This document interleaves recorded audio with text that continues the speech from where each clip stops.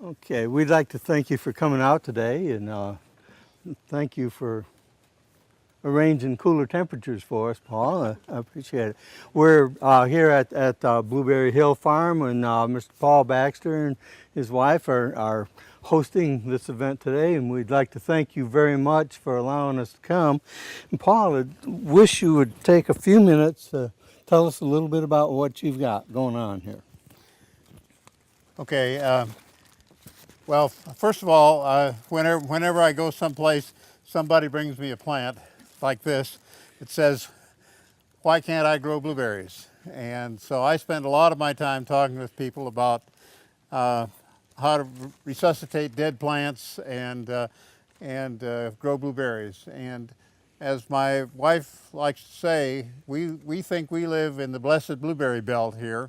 This is one of the best places on earth to grow blueberries. And and I've been growing for 30 years, and I still believe that.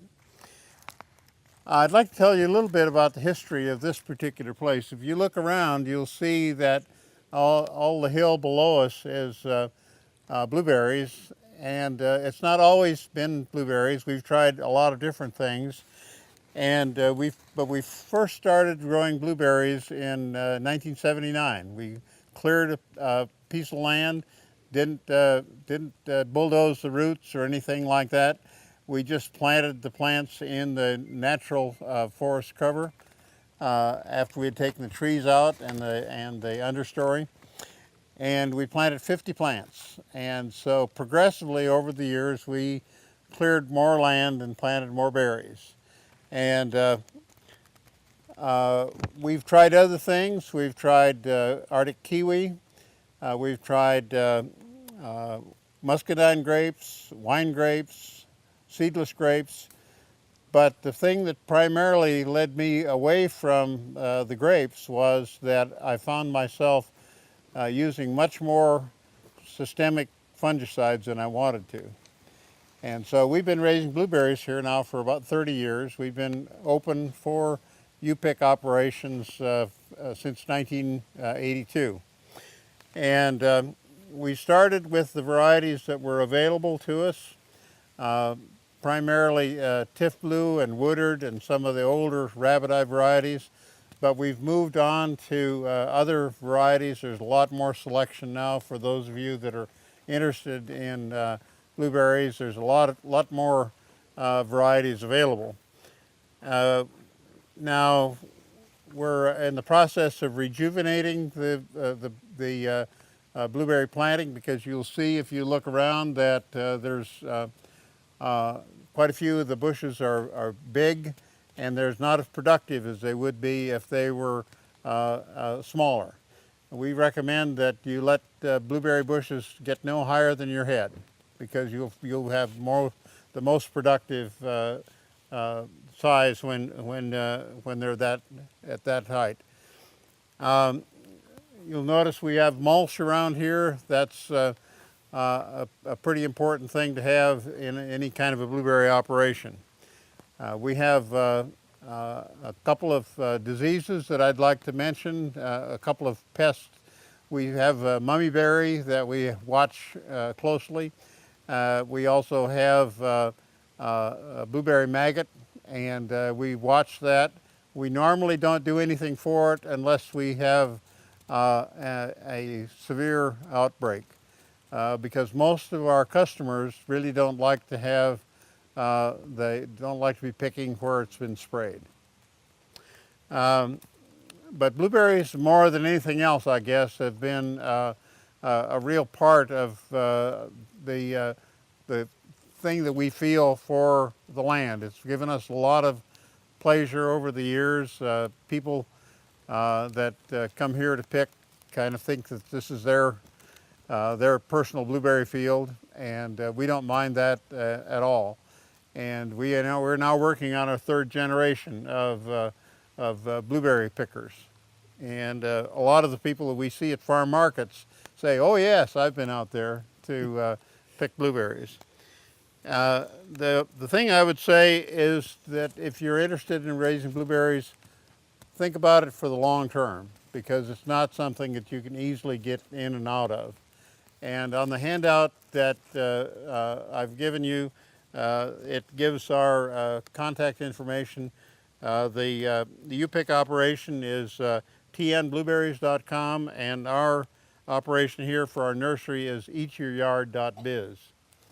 So that's, if you have any questions later on, I'd be glad to address those, but go ahead, Dave.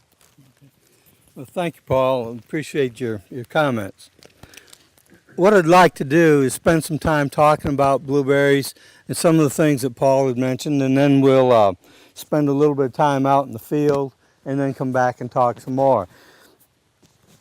As we go through the afternoon, please, if you've got any questions, any comments that either I or Paul can address, we'd look forward to doing that. And we want to make sure that this is as good a session for you as we can have.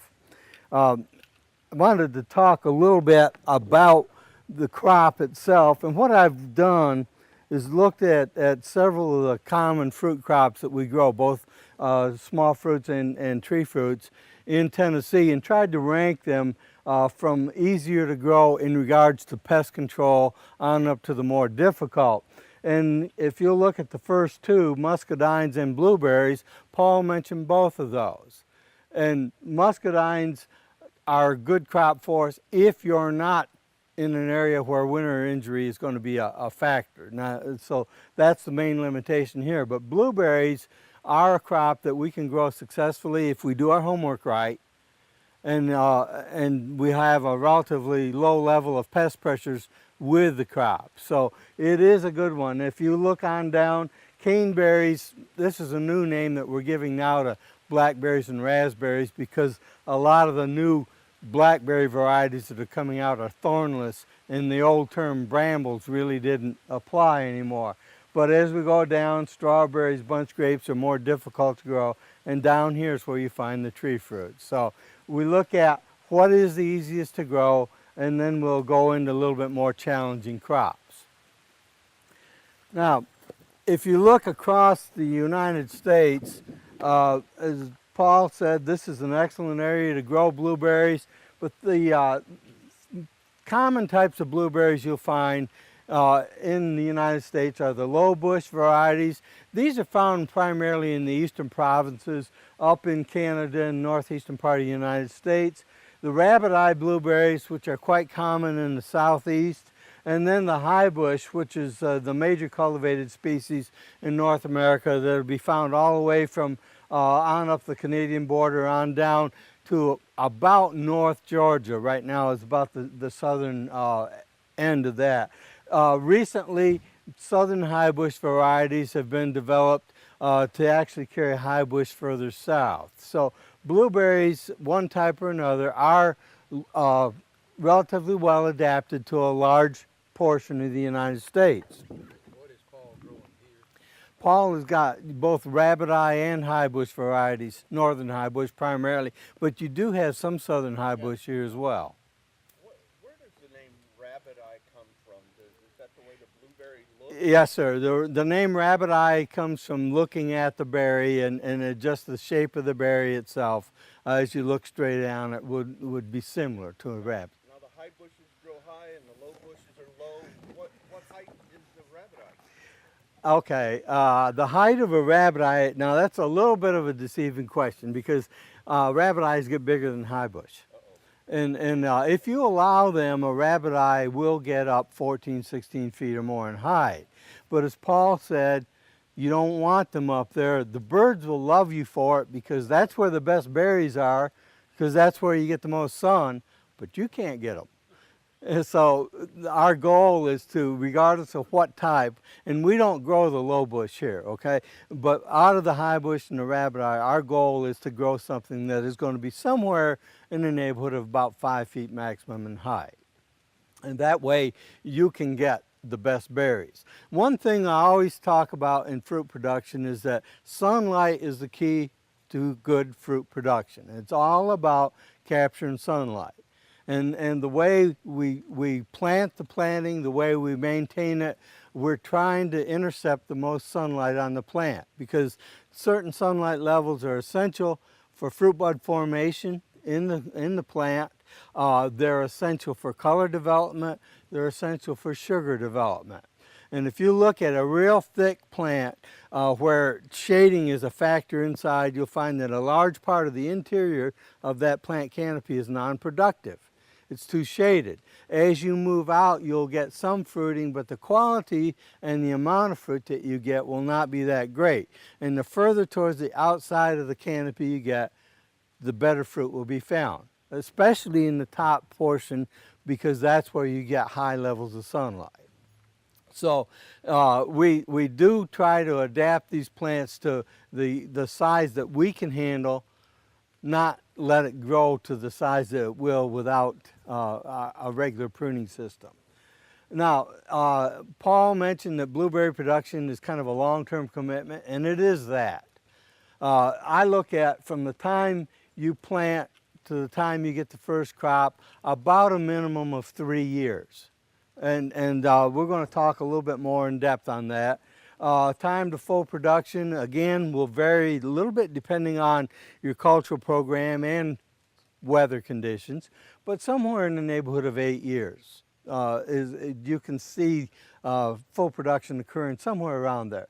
Yield at full production will vary all over the waterfront, and this is wrong. It's not 12 gallons per plant. It was actually supposed to be quarts. That's overly optimistic. Okay, how long will a blueberry plant live? With proper conditions, with proper cultural practices, without or disregarding severe weather conditions, a blueberry plant has the potential for living 25 or more years. And so it is a long-term crop.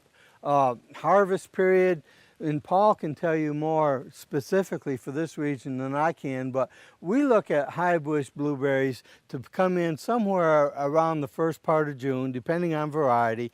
Normally on a high bush you'll pick for about 4 weeks, and they'll start to taper out.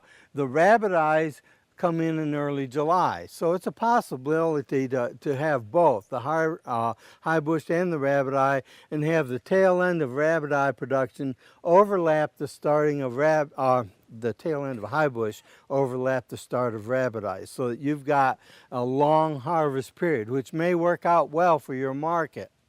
And that's something that from a homeowner standpoint too, if you want to have fresh fruit in your garden, this is a good way to have it throughout the bulk of the summer. Major production problem as I see it, as I work the state, is soil pH. Getting the soil pH right and maintaining the soil pH at desired level is going to be a major factor that will determine how many problems you might encounter with your blueberry planting. In some places, the major pest is going to be birds. And in a lot of our trial plantings, in fact, we've gone into wildlife control studies as a way to see what is available to protect the plants, because birds are accounting for heavy crop losses. May not be the case in your particular situation, but be aware that birds can be a real problem, and it could be something that you'll have to address. Okay, what makes up a good site for blueberries? First thing is blueberries do best when they've got full sun. Now, you can grow them in partial shade, but again, you're going to see limitations on yields and quality. Full sun is where you're going to get best performance. I like elevation in any fruit production site, elevation in regards to the area around where you're located, especially in regards to the immediately adjacent area, because you get a little bit of natural frost protection from elevation. You get a little bit of natural disease protection from elevation. In the spring of the year, where do you see a frost lie first? The low areas.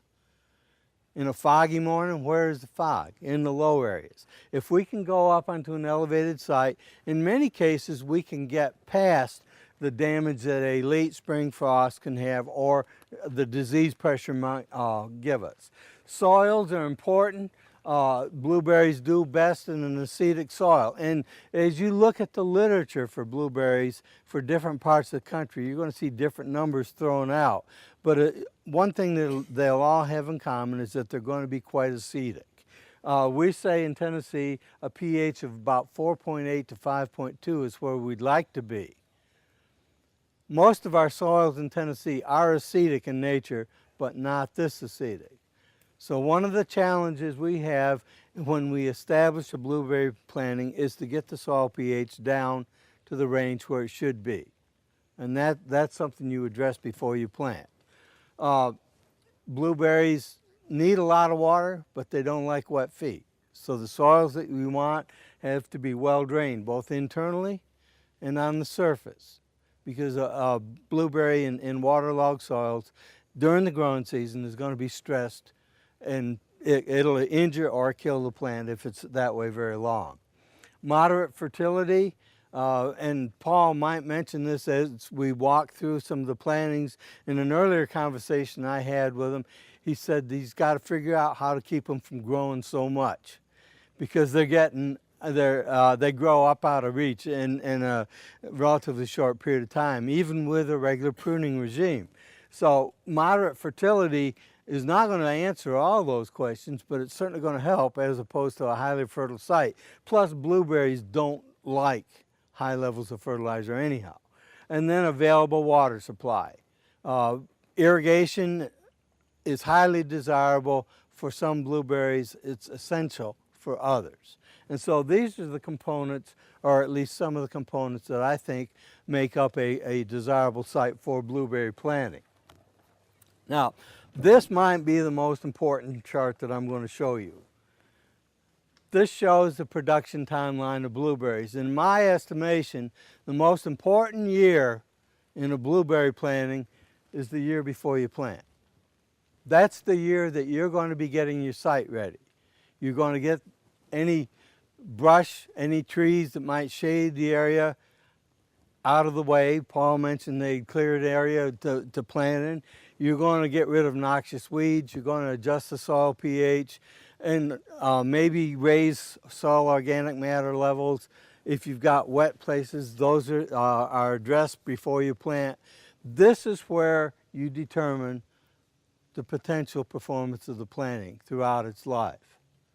So again, it's the most important year in my estimation that you can have. After that, then we've got a lot of things we do, and we'll talk about those things as we go along, like defruiting in the early life, and then cropping comes on. But all of the production that we get out here is going to be dependent, at least in part, on how we do our job back here. The optimum time of year for planting? I think, well, it depends a lot on the type of plants you get. The optimum time for planting a bare root plant, for me, is probably going to be late winter to early spring. And one of the things that we'll run into, and it depends a lot on where you get your plants, some of the nurseries will not be able to provide you with plant material until that time of year. Now, if you get container plants, then the window of planting opens up some, and you've got more opportunities over a wider range of time if you're set up to handle the plant. But a bare root dormant plant, I like to go into the field with it in late winter to early spring. So we're looking mid-February on up through the month of March is probably my favorite times to plant. Plant site preparation, now again, we're starting at least a year in advance of planting. And I talk about this in every fruit crop, but it's probably more important in blueberry than it is in the others because it can be a little bit more challenging. First thing I'd like to do when I identify the field that I'm going to plant in is spend time pulling soil samples and soil tests, because this is going to tell you a lot about what the pH is, therefore how much amendment do you need to do, what are the basic elements that we use in growth, phosphorus, potassium, calcium, magnesium. Those are the ones I'm concerned about, and then we want to amend these. If we've got to change the soil pH very much, I want to do it early enough that I can come back again well in advance of planting and pull another soil sample and find out how successful I was in amending the soil constituents that are called for in the soil test report. Control noxious weeds. Now, it doesn't make any difference whether you're going to grow organically or whether you're going to be using chemical weed control practices. It's a lot easier to control weeds before the plants are in the ground than it is after. If you use chemical herbicides, there are a lot of herbicides that are labeled for use for non-cropland that cannot be used in blueberries ever, and definitely not in the early life of the planting, because they're destructive to the blueberry as well. If you're going to be doing organic and you're going to look at mechanical means to control noxious weeds, again, it's a lot easier to do it before you have to worry about avoiding the plants and also suffering the consequences of the competition that occurs with the plants and the blueberries. So that's a big opportunity. Get rid of noxious weeds right up front. Remove barriers to good airflow. Again, if you're on a side hill and you've got elevation, you've got air moving down the slope, but if you've got a hedgerow or woodland, thick woodland at the base of the slope, that air is going to dam up behind that barrier and you can create a frost pocket further up the hill. And so, again, knowing your site will tell you how much of a problem you've got here. Soil drainage. If your site has got some wet spots, I think you've got three options to look at. One of those is find a new site. And the other ones are going to be either tile drain the site, which is expensive and time consuming but effective in most of our soils, or if you're in a marginal situation, look at building raised beds. And raised beds can solve a minor water issue in that you'll be building up the site where the roots of the blueberry plant are going to occupy, and you're going to have the ability to grow that plant consistently in the site that would otherwise not be a good site. So all of these are part of pre-plant site preparation. They're all important. They all take time, and so you want to start early to have plenty of it, plenty of time to do it. Where I lived and where I was raised up in the Northeast, a lot of the fruit growers did a lot of tile drainage, and it works. But again, it's expensive. It's a long-term thing. If you do have a wet area, you can pull water out, but this might be the cheapest option actually on down the road. Is find a new site that doesn't have some of the limitations that the old or original site might have. Okay, once you've done all that and you get ready to plant, you want to lay out the planting because that's going to have a real impact on how easy it may be to take care of the planting throughout its life or how productive it might be. So planting design is something to think about. Sketch out the field, sit down and map out different ways to plant, taking into account the way the field lays. If possible, in fruit production where we use a closer spacing in the row as opposed to between row spacing, I would really like to run the rows north and south. You get a real yield advantage out of it. And some of the work that's been done actually in high density apples on north-south rows versus east-west rows shows as much as 35% yield increase on a north-south row than an east-west row. And the reason for that is that if you've got a row running north to south, in the morning the east side of that row gets full sun. In the afternoon the west side gets full sun. If you ran that row east and west, in the morning one plant will shade its neighbor on the west side. In the afternoon, the plant on the west side shades its neighbor on the east side. So you have more shading competition from one plant onto another, and that can be reflected in yield and fruit quality. So east-west is not as desirable as north-south. However, the slope of the field is actually going to tell you how you can plant. And you can see the planting here that where the plants or the rows have been run across the slope. And this is a wise way to do it, because the way we take care of the floor, the way we manage the planting, running across the slope is actually going to be the way to go, even if it is less than desirable as far as orientation. If the way we like to run the floor management program in blueberries is clean areas underneath the plant row or where we'll put our mulch, and then a sod or grassy area between rows. And if we run that across the slope, then that grassy area is a deceleration or diffusion strip for runoff water. And it's going to lessen our erosion potential. If you ran a row up and down the slope and you didn't have any vegetation underneath the row, you could get erosion underneath the plant, or it could wash your mulch out. Also, if you're going to irrigate, it's a lot easier to engineer an irrigation system when you run across the slope and you have relatively little difference in elevation as you go from one end of the row to the other, as opposed to running up and down the hill. There are pressure compensating emitters out there on trickle systems, but again, if you run across the slope, it's a lot easier to put one in and a lot easier to maintain it. And then if you have to spray, and although we don't have to spray a lot, you may in some cases have to do something, and it's easier and more precise to spray a plant if you can run across the slope as opposed to up and down. If you've got a tractor with a power takeoff sprayer, for example, and you run up and down the slope, you're going to slow down going uphill. You're going faster when you go downhill. It's going to affect sprayer output. If you're running across the slope, it's going to be a lot more consistent. So the output of the sprayer and your control of the ground speed is going to be a lot greater running across the slope as opposed to up and down. Okay. One of the things we have to be concerned with blueberries is cross-pollination. Some blueberries need it, some don't. And as you buy plants or as you look at nursery lists, it'll tell you in many cases whether a blueberry needs cross-pollination or not.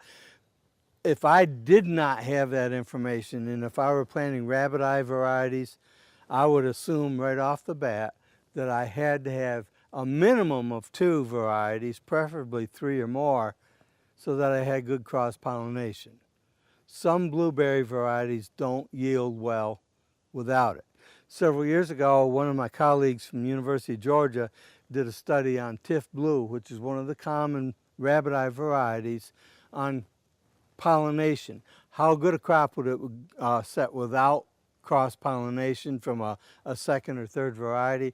Basically, they found about 11% of a normal crop where they did not have cross-pollination. So it's a big factor. In rabbit eye, you have some varieties that totally need it and some that's not as important. With high bush varieties, for the most part, they're going to be able to set a crop, or at least a partial crop, without cross-pollination. However, if you've got cross-pollination from more than one variety, you're going to end up with more berries and bigger berries as a result. So cross-pollination, to me, is a good bet regardless of what type of blueberry you're growing. Okay? If you're going to have cross-pollination in your planting, one of the things you need to look at with the varieties that you select is, do the bloom times overlap? If you set out 2 varieties but they don't bloom at the same time, you really haven't accomplished anything. So we need to know that bloom times will overlap. Can you use a high bush, northern high bush variety to cross-pollinate a rabbit eye? I wouldn't count on it because it may not bloom at the same time. Some of the southern high bush in some parts of the country are being used to cross-pollinate rabbit eyes. But that's also not going to be one that I'd want to count on, because the tendency of the southern high bush is to bloom fairly early. So look at varieties that will overlap in bloom. How do you put it out? The arrangement and location of the pollinators, you can put them in the row, or you could use separate rows for your pollinators. There are advantages to each. We'll talk just a little bit about that.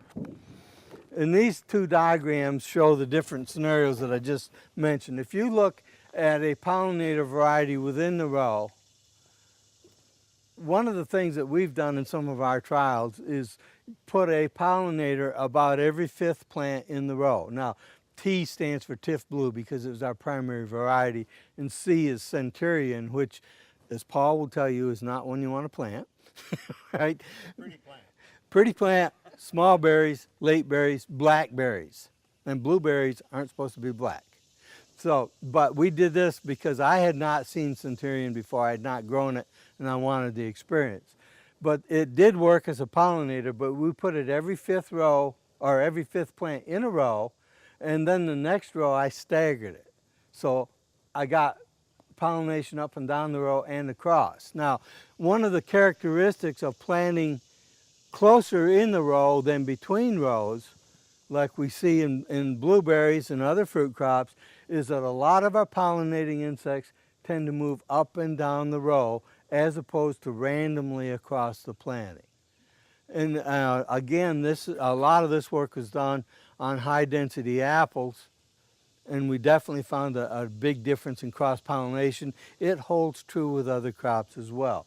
But if you've got a pollinator in the row, that pollinating insect is going to be a little bit more effective for you than if you've got solid rows of a different variety for pollination, which is the second scenario I've shown here, where you've got excuse me, the variety you want, a pollinator, two rows of a variety, a pollinator, etc.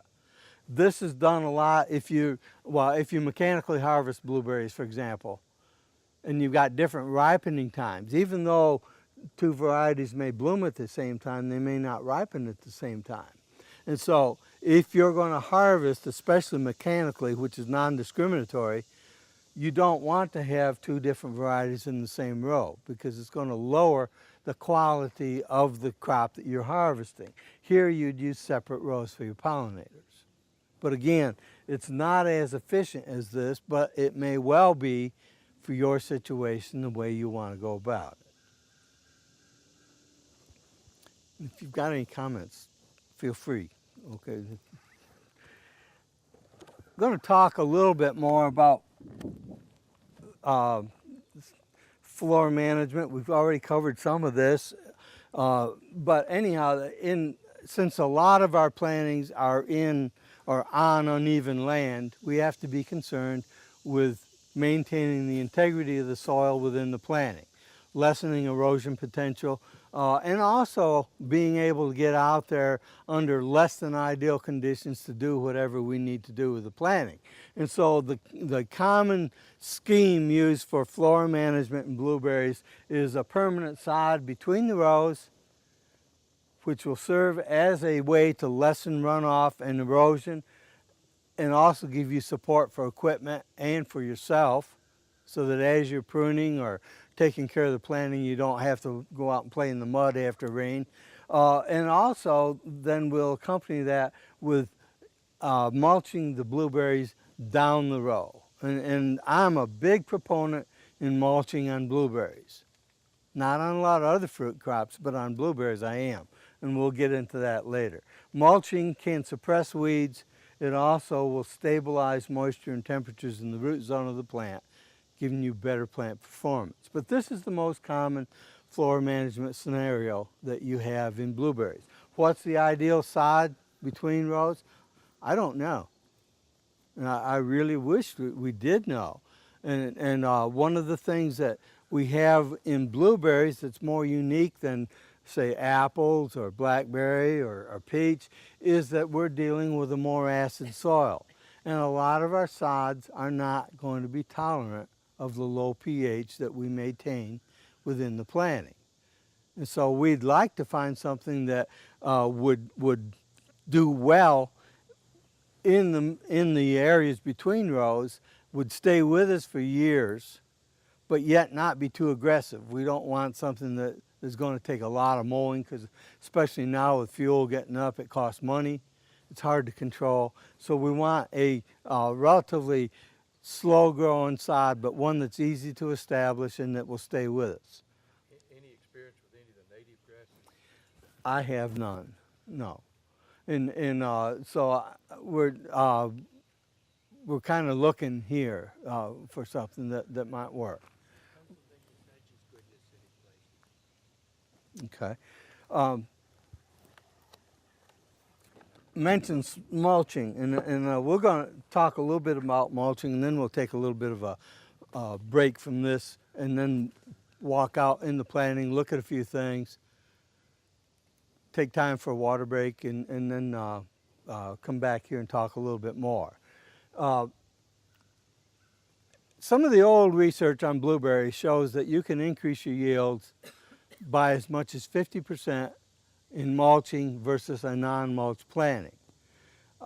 We've been involved now, we've terminated our mulching work after 8 years. And what we found is that mulches primarily are important for plant survival, plant growth, and then fruiting.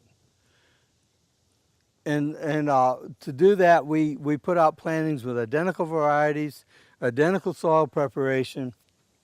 Both of them were irrigated. The only difference was that we used one of 4 different mulches under the plants beginning at planting time versus no surface mulch under the other. And we found tremendous difference in plant survival and growth, and on down the road fruiting, where we used the mulch versus where we didn't. What were the mulches? Okay, there were the 4 treatments we used were an organic mulch, which was sawdust, black landscape fabric, white landscape fabric, because we thought it might reflect sunlight and keep the roots cooler, which it did, but it didn't make a difference in yields. And then a combination of a black landscape fabric with an organic mulch over the top. So we had those 4 treatments plus no surface mulch at all. And again, everything else was run the same. What we found with the mulches in general is a lot better survival, especially with high bush varieties. Better growth, again, especially with high bush varieties, because high bush varieties tend to have an even shallower root system than do rabbit eyes. So they're going to be more adversely affected by dry conditions, hot weather, or cold weather over a prolonged time. Yes, sir. What is that root depth of both? Okay. The root depth on blueberries, generally on high bush, most all of the roots will be found within the upper 8 to 10 inches of soil. Rabbit eye, a little bit deeper, but I would not expect to find much below about 12 inches. So they're fairly shallow rooted, and they're not a competitive plant. And so we need to do what we can to give the growing advantage to the plant. And the mulch is one way to do that.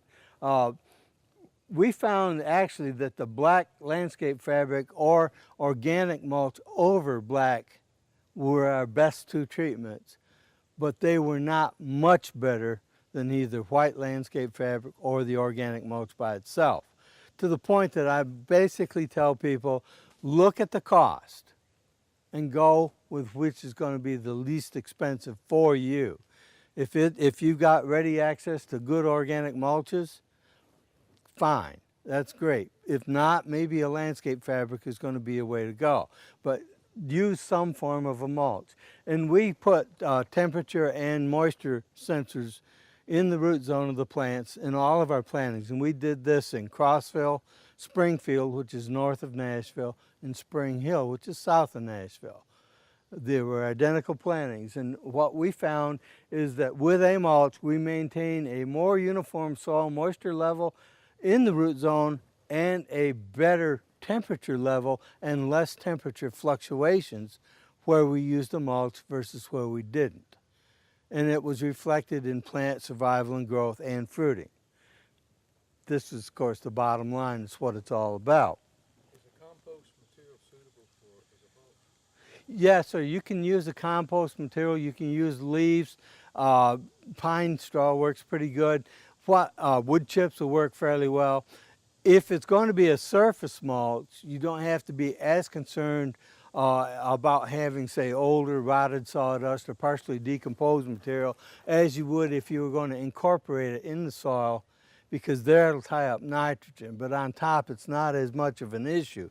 But yeah, you can use a lot of different materials. What about composted animal waste? Generally, we don't go too much for that. The use of manures, um, several things you run into. One of them is that the actual fertility benefits are variable, quite variable as you go from one source to another.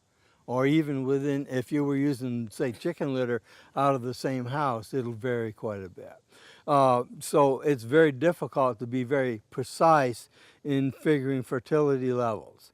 Second thing is that a lot of our organic mulches tend to be quite slow release.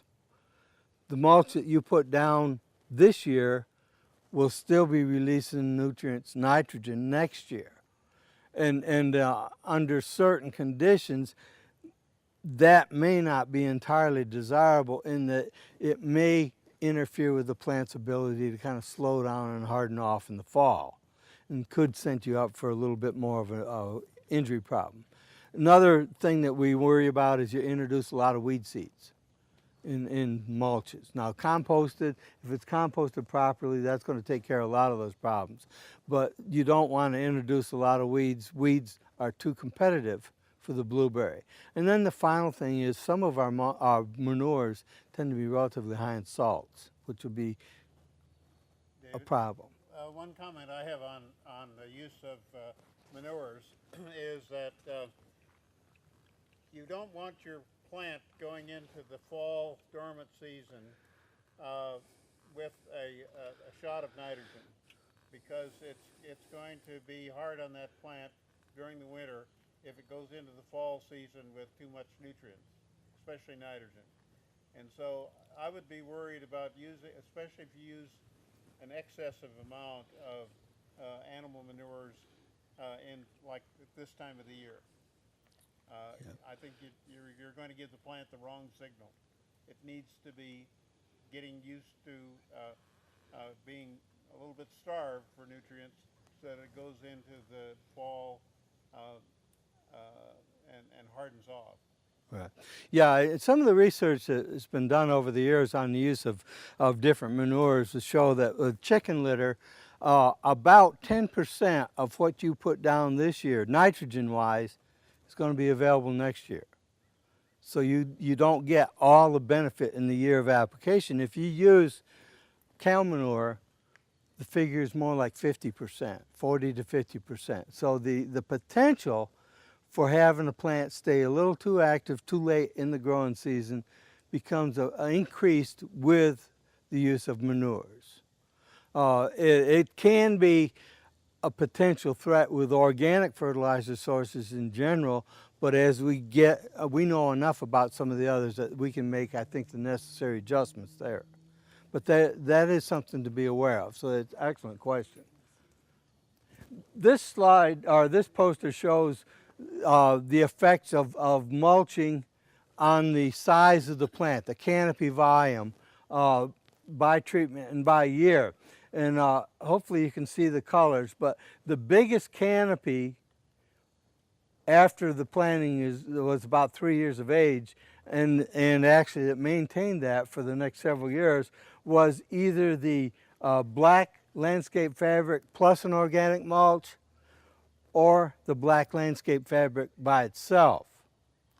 The poorest plant size, and these were just surviving plants, was where no mulch was used at all. So if you look at the volume of the plant in terms of cubic feet, the no mulch plant was somewhere around 22 versus about 57 or 58 cubic feet with either the black fabric or a combination of black fabric plus an organic mulch. The white fabric and the organic by itself kind of fell in the middle of the two. So you can see they separated quite a bit based on mulching treatment. And again, everything else was done the same. If we looked at the average soil moisture levels under different mulches, and this was done in July 1, but we're looking at no mulch being the driest and also the most fluctuations. If you get a rainy period, it goes way up, but then it goes back down in a hurry. And probably the most stable, again, came with a combination of the black or the black plus organic mulch. And here's what we like, is a relatively stable moisture level. So again, the mulches showed to be superior to no mulch. And then we looked, the final criteria that we looked at was soil temperatures. And again, we had probes buried in all of the different treatments. And if you look at soil temperatures throughout the day, the variation we saw was fairly great with bare ground. More fluctuation throughout the day than with any other treatment. Now the white, which is the heavy blue line, actually was cooler. And it kept the soil, or the roots, in what supposedly is the best temperature range for optimal root growth. It didn't show up on top growth or fruiting. The green is organic, or black, I'm sorry, and the light blue and the yellow, we have got black plus organic mulch, which was actually the most stable, and then the organic itself was about as stable. And we used 6 inches of organic mulch. But you can see again a fairly strong impact of the mulches on the temperature and the root zone of the plant. So based on what we've seen over a period of 8 years of the study, is that I'm very much sold on the use of a mulch beginning with the time you plant, and really I'd like to continue it all the way through the planting if it were possible. It's extra work to put it down, it's extra work to maintain it, because an organic mulch is going to have to be replenished every now and then. Depending on what you use, you may have to replenish it every couple years or so. But if something like a pine straw has a tendency to break down relatively quickly, whereas wood chips would not. But still, I think it's worth the time, it's worth the investment to have it. The mulches also work as a weed control mechanism for us. Now over time, you'll get some weeds move in on the mulches, but if you're hand weeding, it's a lot easier to pull them on a mulch than it is on bare ground too. How far out from the center line of the row should Okay. the mulching? What I perceived in our studies was a 4-foot wide strip that was modified. And we modified this before we planted, and we maintained it throughout the life of the planting. If we had a 4-foot wide strip coming out 2 feet each side of the crown of the plant, basically we had adequate room for the root system of the plant to develop. And then we did an entire strip down the field. When we prepared the site, we did not do individual plant site preparation. We did the whole strip the same way. And that way we had a lot of area for the roots to explore.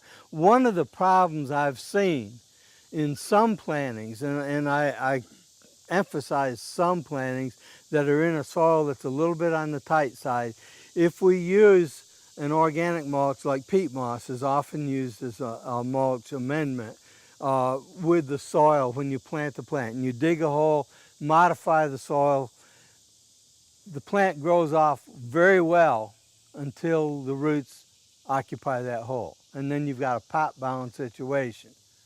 And I've gone into some plantings that were 8 or 9 years old where the plants were relatively the same size as when they were set. And you could actually pick the plant up out of the ground because the roots had never left the hole that was established and modified at planting time.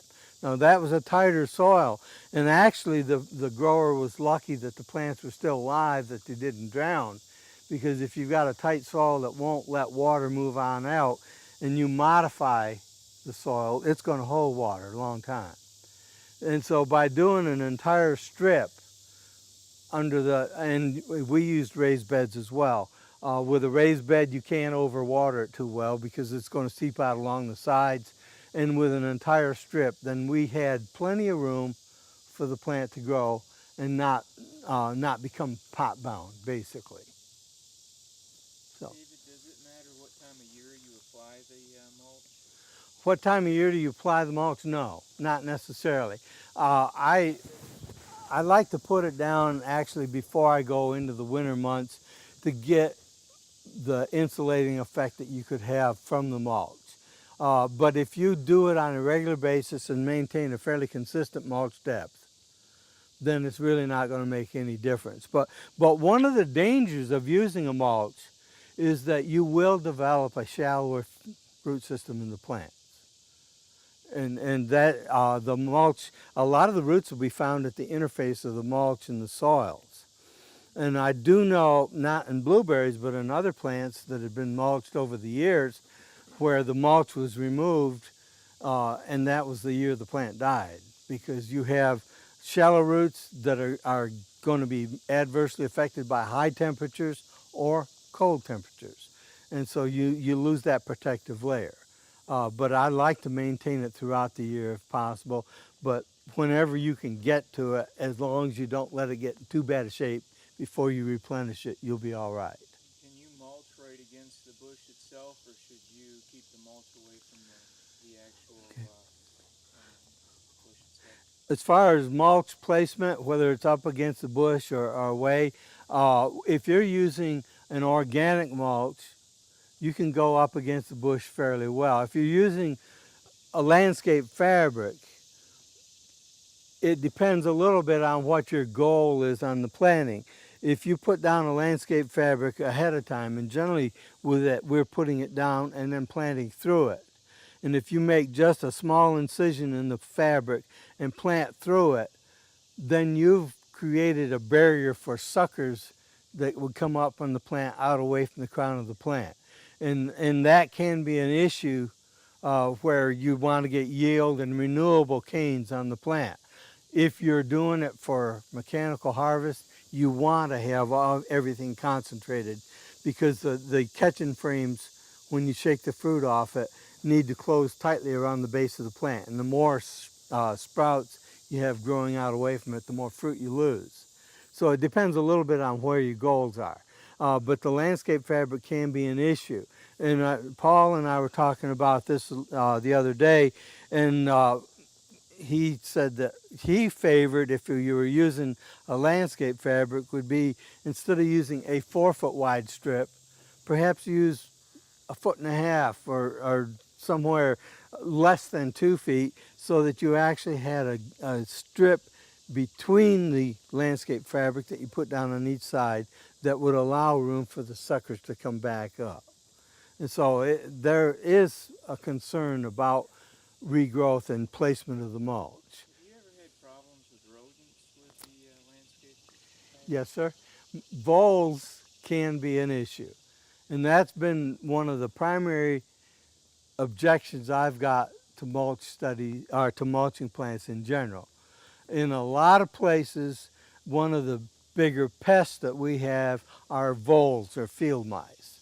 And depending on where you are in Tennessee, you may have the pine vole, which is the worst one because it works primarily underground and you don't necessarily know you've got it until it's too late. You may have the meadow vole, or in West Tennessee, Middle Tennessee, you'll have a prairie vole, which are surface feeders. The mulch provides an excellent place for them to tunnel to avoid detection from predators. And so one of the first examples I got of the value of bare ground in regards to vole control was a peach study that I did with weed control. We'd have 2 trees that we were controlling weeds, and then we had a check tree where we didn't, and so on. And we started losing trees, and every tree we lost was in the check plot where we did not control grasses and weeds.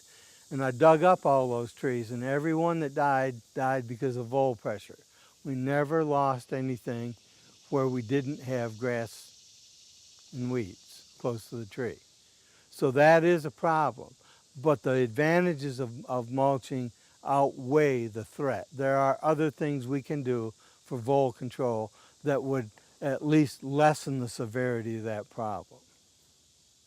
tax. That's good. And Right. There's no doubt that turkeys will consume some fruit, but a lot of the studies that were done where they actually captured and sacrificed the birds Yeah. and did crop studies, Yeah. they were finding more insects for the most part than they were fruit. Mm. And so the turkey, because it's active in daylight, Yeah. gets blamed for a lot of the things Yeah, that yeah, happens at yeah, night. there you go. That's why they're called turkeys. Yeah, that's true. I just wanted to show you here, this is an example of the changes that take place in the varieties that we have available.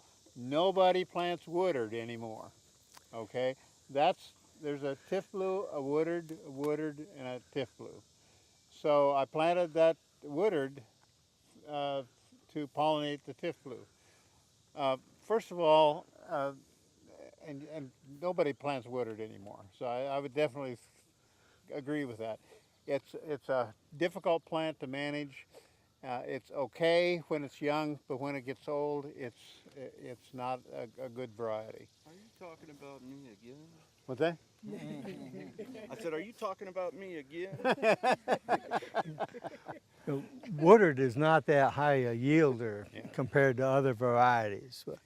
And you can always spot a Woodard. It has a flat berry. So if you're looking at that's one of the easiest ones to identify in the field. It used to be that, though it was standard procedure, if somebody wanted to plant rabbit eyes, the first two words out of our mouth was Tifblue and Woodard. Yeah. But over time we've found exactly what you're saying about Woodard. What is it now, Duke and Tiff? No, Duke is a high bush, northern high bush, so we're looking at possibly Premier, Climax, several other varieties. See, what I think is a bigger problem than birds, and especially here, is horses. Because this is a recreational area, and we have people come in here every once in a while, and one of the things they like to do is to ride down through this row. Well, guess what? Yeah. It takes a whole lot of berries off of there when you ride a horse down through here. And now this is our favorite variety here. It's getting a little age on it, and it hasn't been pruned as much as it need to be. But this is Premier, and it's been our best performer here for the 25 years or so that it's been in. It's very consistent in terms of it always has. There's only 2 years that we haven't had a good crop from it, and it's a very good pollinator. It pollinates. It's a C and D pollinator, and so it's really good in that respect. So it pretty well covers the season. What you're looking at there is called Asian bittersweet. It's one of our viney weeds, and you can see it in the tops of several of the blueberry rows. I'd also like to call your attention to something that we're experimenting with. This is a newly established stand of annual Lespedeza. And what I'm looking for, some people look for the Holy Grail. I try to find an acid-tolerant legume for the row middles. And this is one that we're looking at right now. I want something that's not too vigorous, that doesn't have to be mowed every 3 days. I want something that produces a little nitrogen, not much, but a little bit, and keeps the soil from eroding. We call this Jap grass. What's that? We call this Jap grass. I don't know why, but that's what it is. But you plant this then every year? What's that? You're planting this every year? No, I'm hoping that it'll reseed itself.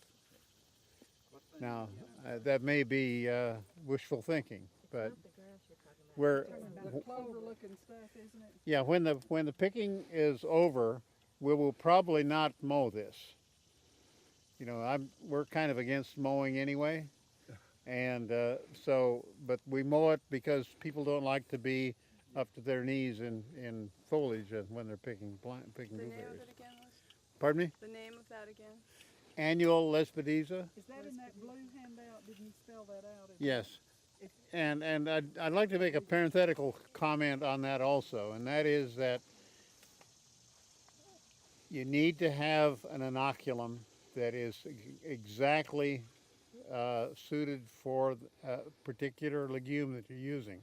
For some reason, uh, we have a we have a culture here that doesn't think that you have to have the right inoculum for legumes, and a lot of people plant legumes without inoculating it, and that's okay, but you're not going to get the nitrogen from it. Now, you're not going to get a whole. This is not a nitrogen producer like alfalfa or something like that, but it's compatible, in my opinion. It's compatible with the nitrogen needs of the blueberries, which is not much, but a little bit.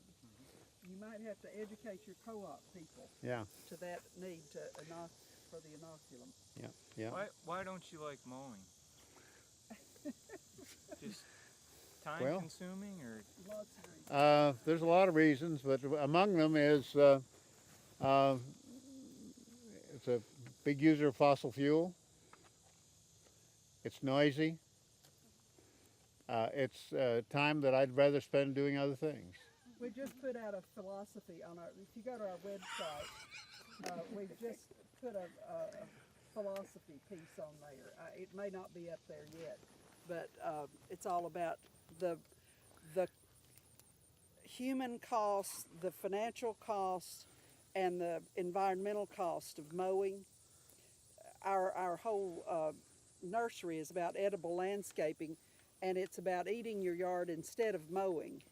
It's coming up with all kinds of alternatives to your yard, to, the homeowner's Now yard we realize instead of that mowing. for the homeowner, the best way to justify a $5,000 mower is to grow grass. We have but- no grass. We have no lawnmower at our house. One of the things, You understand? We're a little biased. one of the things to keep in mind too, with most any fruit crop, if you stress the crop a little bit at the appropriate time, you can actually increase the transition from vegetative to reproductive growth. And so by allowing the grass to grow, maybe creating a little bit of stress with moisture, you may be actually pushing that plant to form more fruit buds. The fruit buds in blueberry are actually formed in the latter part of summer to early fall of the year before the fruit shows up. By waiting and after harvest, by not mowing, you actually increase the stress, which may help the transition to fruit bud formation. And the key is that you want a stress that's enough to kind of push it that direction, but enough not so much that it's really going to weaken the plant as it goes into the fall of the year. And so that there has been a lot of, well, over the years, a lot of crops that are grown with that strategy. We grew tart cherries and we clean cultivated until harvest. And that was the last time we went in there until we started winter cleanup the next spring. And there's the same thing to force that transition to set a few more fruit buds. Now on the other side here, this is undergoing renovation now. It's a block of high bush blueberries. The upper two rows have suffered from what I call Roundup disease. One of the things you want to be really careful with if you ever use Roundup is to understand, whomever is doing it needs to understand that not a drop of Roundup should ever hit a green leaf of something that you want to save, because it will kill it. It's a systemic. It gets in the system, and you will see it for years. And so we've actually taken some of those out. We'll be taking some more out later on. You just have to be very careful about using herbicides like that, and it kills everything that it touches. And I wish there was an alternative, but you can see how costly that is when you have to replace an entire block because of an intemperate use of an herbicide.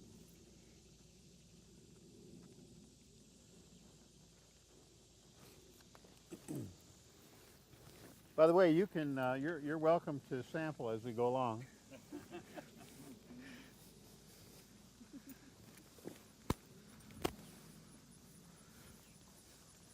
Can you tell by looking at a plant when it's 3, 4 years old whether it's a high bush or a rabbit eye? Oh, sure. What's the obvious? Well, uh, first of all, a rabbit eye usually is going to be if they're both on the same site.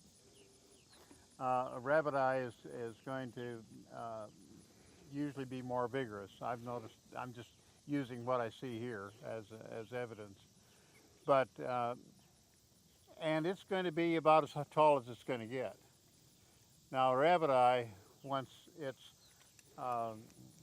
is 5 years old, is going to be this tall, and it's going to be. You'll see lots of suckers coming out.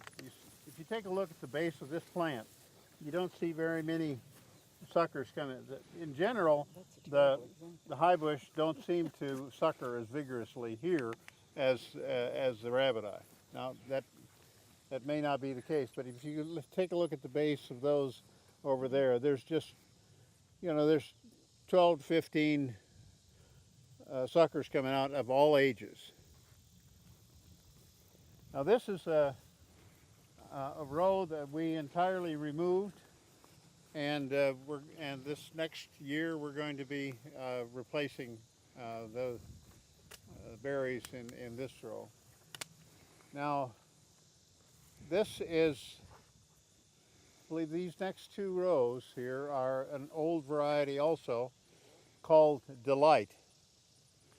Now you're welcome to sample this because I like the way this tastes, but honestly this is the best fruit set I've ever seen on this plant. These are a little tart.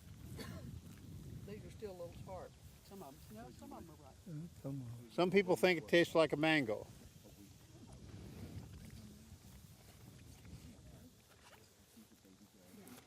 And it has a little bigger seed than I like. Is this a rabbit eye, Paul? Yes.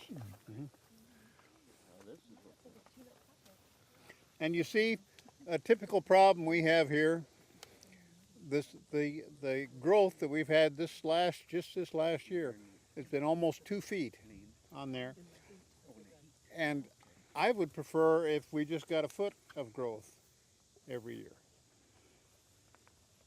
Because those berries that are coming on there, nobody can reach them except the birds. So this was Delight? Is this the other one, or did you say Duke were the 2 that you were looking at as the 2 that go together well? Delight is not one of the ones. It's there are better. No, Duke is a high bush, and so you like Premier quite well as a pollinator for right. rabbit eyes. How about powder blue? Is that another? Powder blue, yes. Powder blue is a late one. We call that, in our parlance, we call that a 6. That's the latest one. And by comparison, a Premier is a 4. It comes in about the 1st of July, and powder blue comes in late July. It's almost contemporary with tiff blue. If you look at your little yellow sheet, it shows you our 6 mini seasons that we do in the nursery. Also, if you go to the website of the nursery, eatyouryard.biz, we include on it pollinators.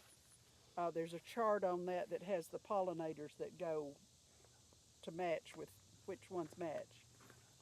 We don't go into that on the little yellow sheet, but if you go to the website, it's there. And that was called Eatyouryard.biz. That's the nursery's website, yeah. Great name.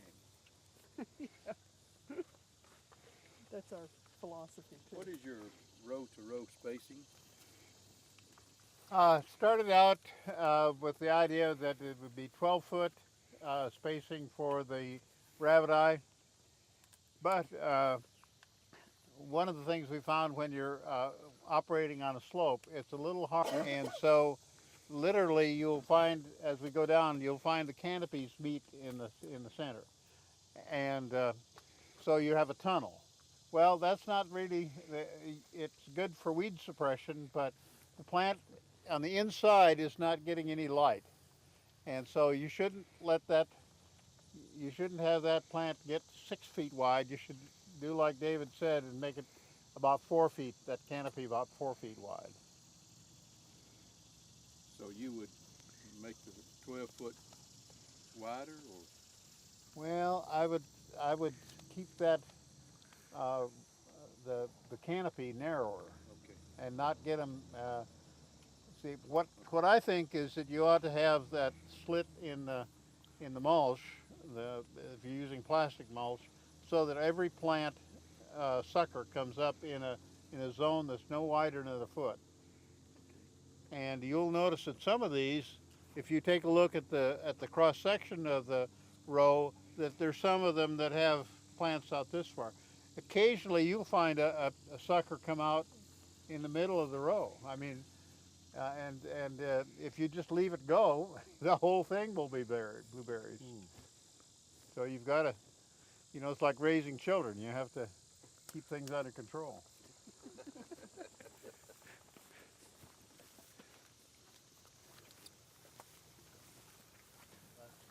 You see, if you take a look inside the plant, I think this is an important thing to look at. Excuse me. If you look in there, there's nothing happening on the inside. It just stems, and the fruit is all on the outside, and so there's a dead zone in there that you just have nothing that's being produced. One of the dangers of coming through and cutting the tops off and only doing that is you'll get almost what we call a crow's foot of new shoots that'll grow out close to that cut, and it makes the top even more dense than it was before. Okay. So it has to be accompanied by some other pruning, and we'll talk about that a little bit too. But let's look at the between the rows on here, and like I say, this particular variety has some great characteristics, but not if you're interested in fruit.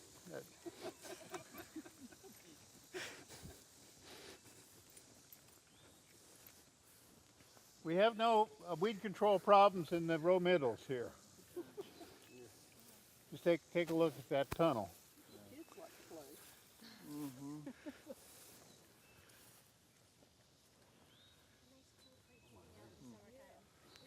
And see how prolific it is in terms of canes. That started out as one cane, and now there's probably 40 there. And it's still producing new ones. If we could just get that growth gene out of this, this one, it would be great. If you had to plant these rows over again, Pardon me? if you had to plant these rows over again with this variety, how would you space them? In the rows and between the rows? I would do 12 feet on this slope. I would do 12 feet below, or 12 feet between rows, but I would keep the canopy much narrower, because right now you can't get through here Okay. to do any operations.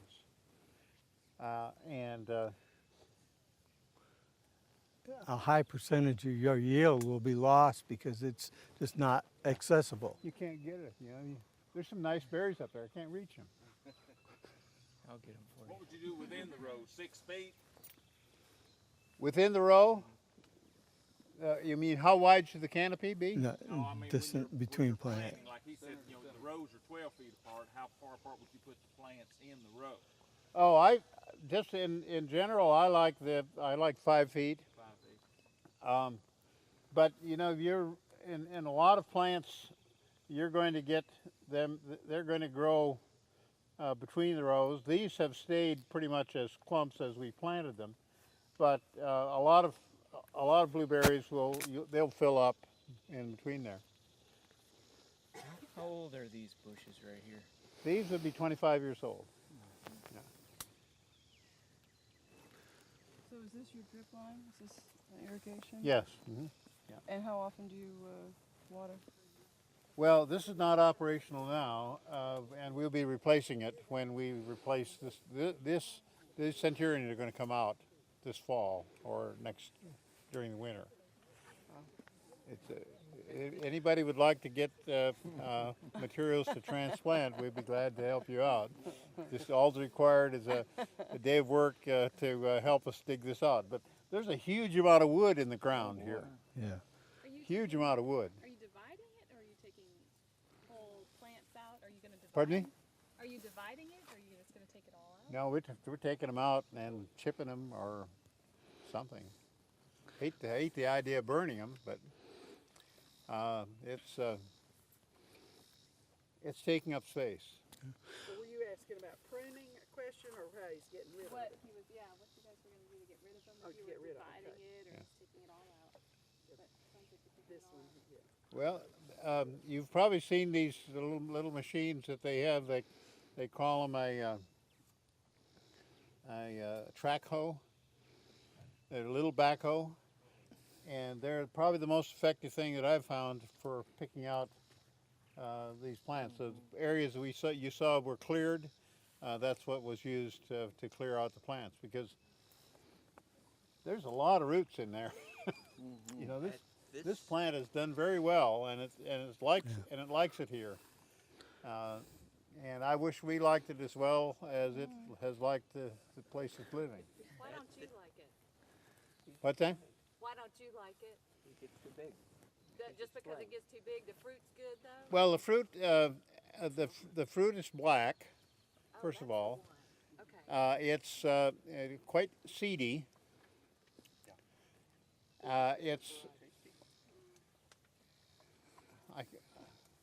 I'm trying to think of a good characteristic of it.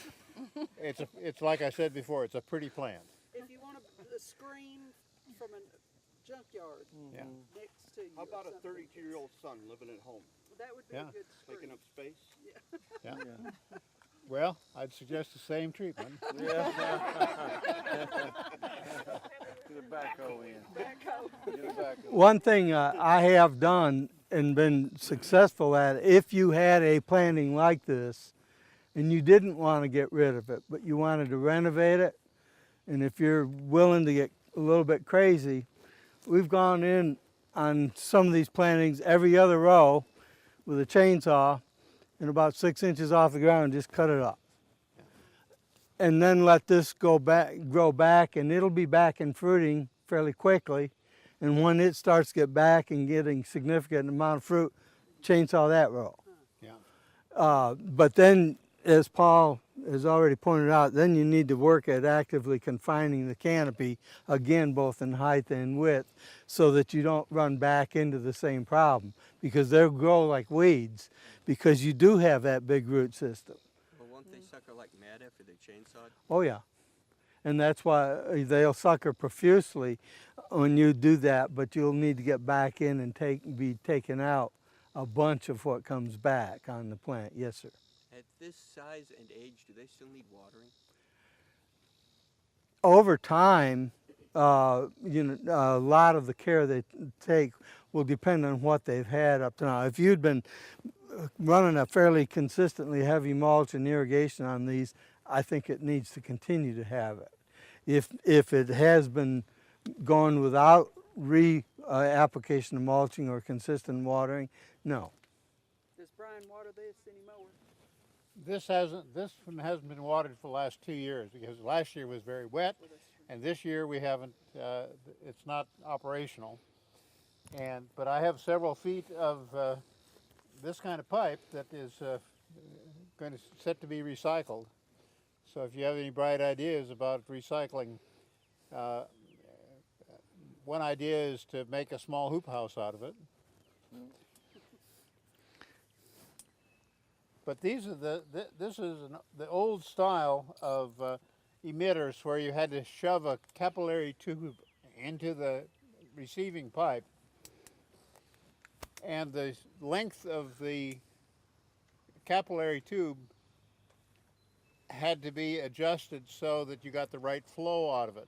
So down here at the bottom of the hill, where the head was building up because of the slope, there's probably 2 meters of capillary tubing in each one of these where it comes out of the hose, just to control the pressure. Do you want to move on back up?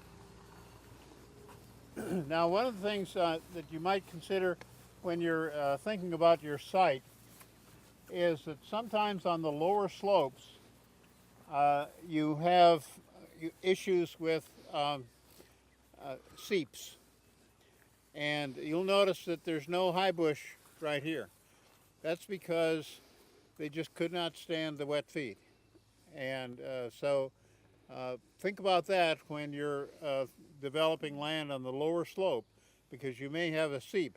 I should have known that when I cleared the land, because that particular area had an unusual amount of ferns.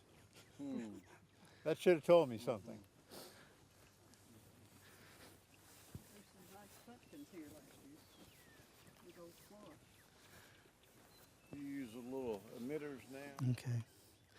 One of the vigorous plant. interesting things, in one of our trials, we used both high bush and rabbit eyes, and we found that Japanese beetles seem to have a distinct preference for the foliage on high bush as opposed to rabbit eye.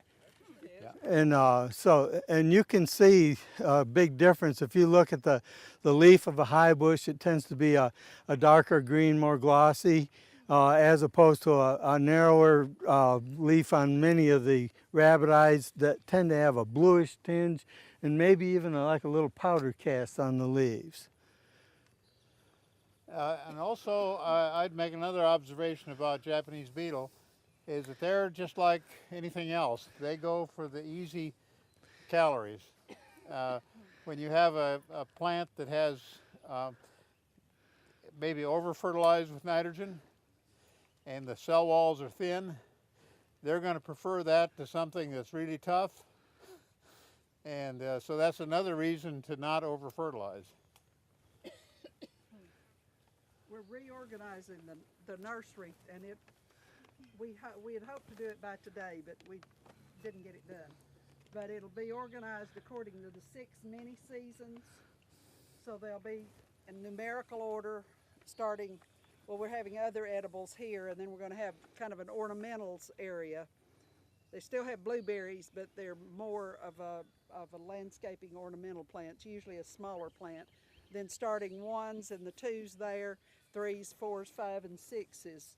And we'll have signs all the way down marking all the varieties eventually, but that's going to take a while.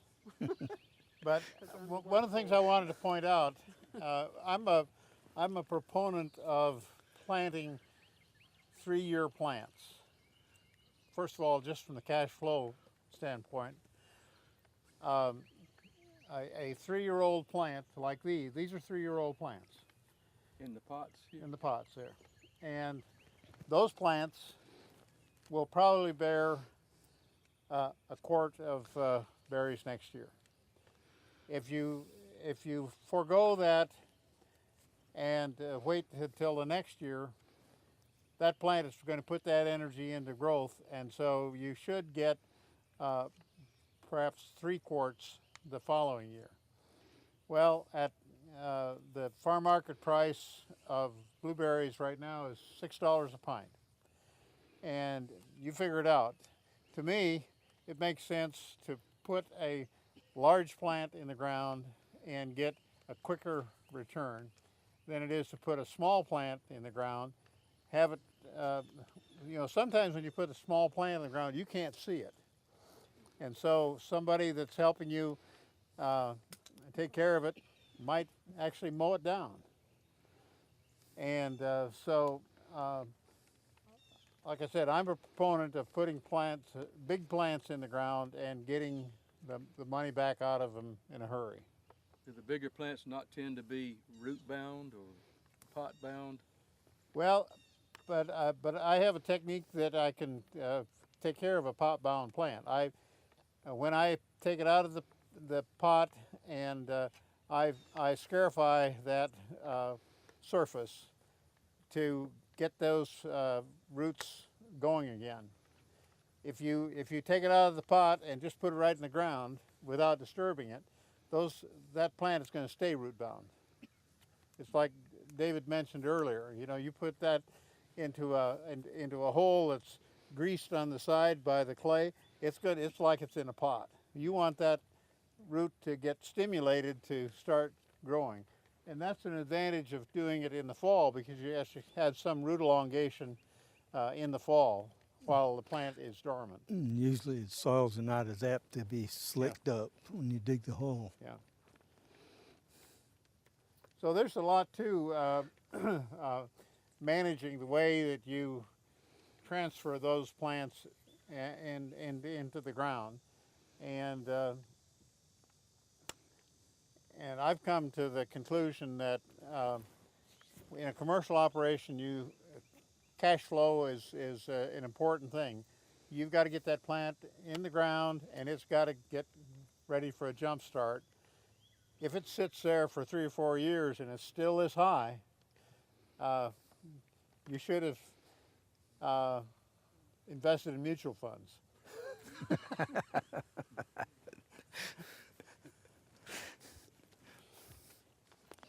Glenda, is there anything else that we need to say?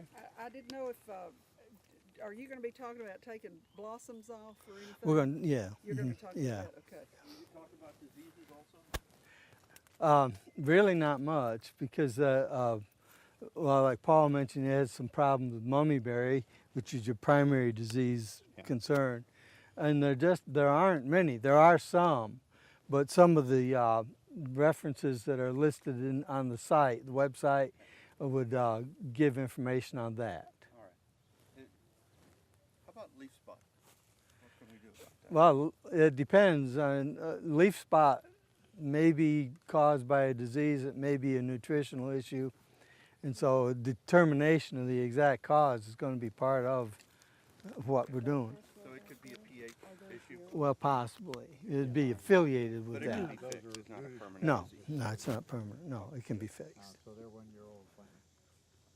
And the ones, you basically you can tell our 1, 2, and 3-year-old plants. The 1-year-old plants are a foot high, and 2-year-old plants are 2 feet high, and the 3-year-old plants are 3 feet high. But we'd like to cover several things that we haven't gotten into too much. Pruning is going to be one. We'll talk a little bit about, well, I forget what all I had in here. Wildlife control. There were some questions on irrigation. We'll cover that too. One of the things I wanted to talk about is pruning, and if you pardon me, I'm bleeding to death. I'd like to start off with a healthy plant. Now, and I don't think you can overemphasize it. Paul had talked about starting. He likes a 3-year-old plant. Regardless of what you get, go to a reputable nursery, and I apologize for making a mistake on the address, but go to a reputable nursery so that you're going to stand a good chance of getting the varieties that you want and healthy plants. The cost of the plant is going to be negligible compared to the cost of establishing a planting and compared to the cost of a few years of your life that you'll be involved to get the plant up, and only to find out that it's not what you need, or else it's not real healthy and it takes a long time to get going. So start off with a good, healthy plant and then try to do things that will maintain it healthy. Paul said he likes to start out with a 3-year-old plant. Basically, over the past, I've been talking about a 2, possibly 3-year-old. Bare root versus container, a lot of that depends on where you're getting your plants and how many you're getting. You can get a good plant out of bare root if it's handled correctly, both from the nursery and the shipment, and then once you receive the plant.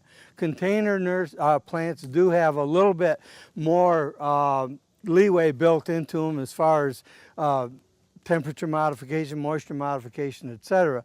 But again, it goes back to starting off with a good, healthy plant from a reputable nursery.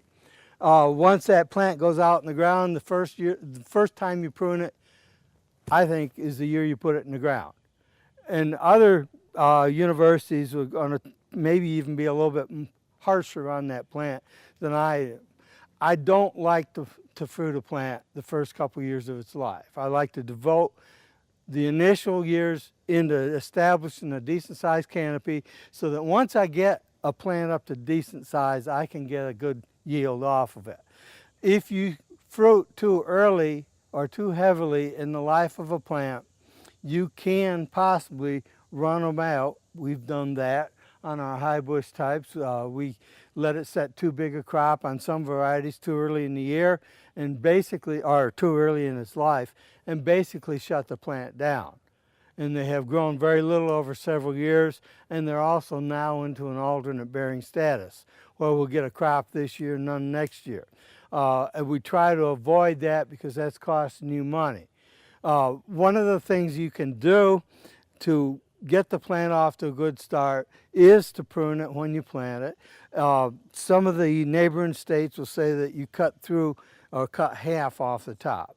So if you've got a plant that's 2 feet tall, they're saying cut a foot of it off. I may not be, as a rule, quite that severe, but I would like to remove the fruit buds. And the way you can do that is either through pruning them off or pulling the blooms. Preferably don't wait till you've got fruit to pull it off because that's already caused you growth. I like to prune off weak shoots at the time I set out to plant. I want to build the canopy up, and I don't want a shoot that's just struggling. It's not going to put on much size. So we want to prune. We prune every year. One of the first things that you do when you prune is look at the plant to see if there's any dead, broken, or diseased wood. Get rid of it.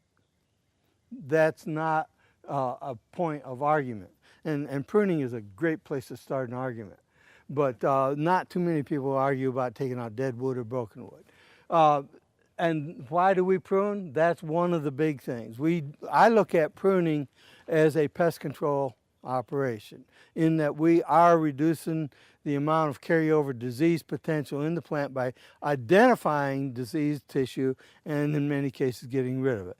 Another thing we do is control plant size, and that starts out early. I want to build a plant that you can reach from the ground. And my concept of the ideal canopy on a blueberry is one that is about 5 feet max in height and about 4 to 5 feet in diameter, so that you can reach a little over halfway through to pick the fruit. And yet it's going to be open enough that it'll fruit throughout a good bit of the canopy, and it won't be like the big plants that Paul pointed out, where the only function of the wood in the lower part of the plant is to connect the leaves to the roots. We want to put fruit back in there, and you can do that, but it takes starting off fairly early and working on it.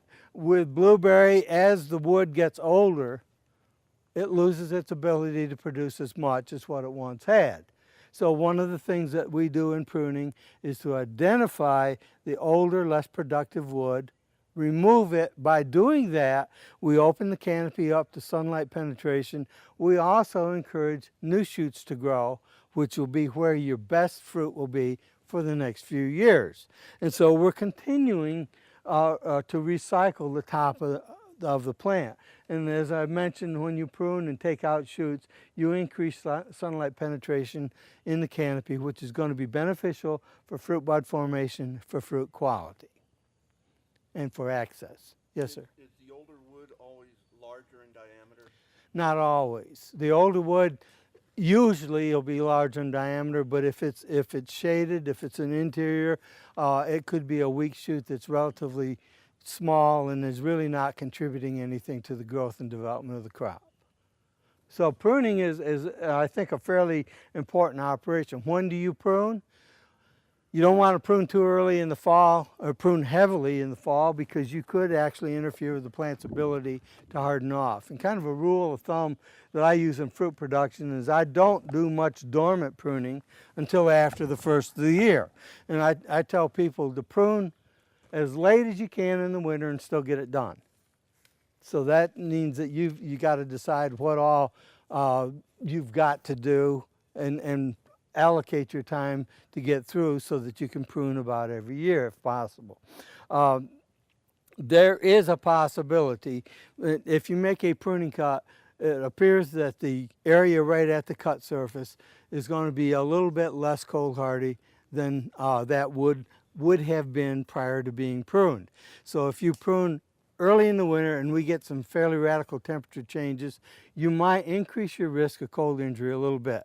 By waiting until mid to latter part of the winter where our temperatures generally have evened out, we don't get as much fluctuation, and we know the plant's fully dormant, we lessen our chances of cold injury somewhat. So I like to prune late, but I like to get it all done. Okay, now starting off on new plants at planting, remove the weak shoots. A lot of sources will say cut back the shoots to about half the original length. Definitely remove fruit buds. I like to build the canopy upright, and I'll do that by defruiting at planting the first year and probably the second year. And depending on how the plant grows, hopefully that'll be it. But I'm concerned with growing the plant and then fruiting it. Removal of fruit buds is important because it will most of the root system of a plant is the primary food storage organ on the plant. And the more growing points you have, the more shoots, the more fruits that you have on the plant, the more dilution you get of that stored food. All early growth of the plant, and probably in blueberry the fruit, comes from stored reserves from the previous year. And so the more growing points you have, the less food you've got for any one growing point. That may be good in a mature plant, but in a young plant, it's going to cost you plant size. So thin it out, remove the crop, direct the fruit or the energy where you want. And then also if you got weaker, shorter shoots at the base of a plant, especially if they're coming out more horizontally oriented, get rid of them. You want the plant up. How do you know if you look at a young plant, what's the fruit, what's the flower bud or vegetative bud look like? And if you, hopefully I'm not, if you look at the tip of a shoot, the flower buds are going to be the roundest, largest, plumpest buds on the shoot. And generally they'll form within the terminal 3 to 4 inches of the shoot. And as you go down from them you'll see vegetative buds, which are a lot smaller and pointed.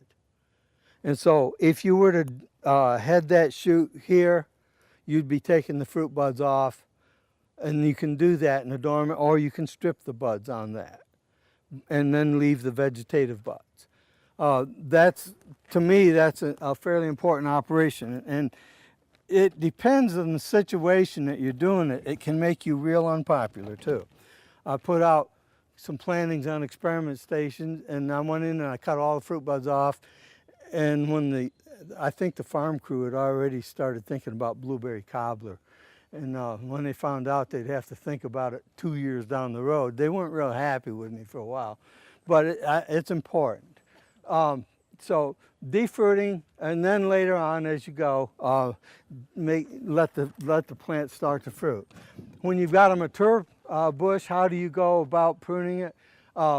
Remove the weak, the shaded lower shoots. Again, light's the key to fruit production.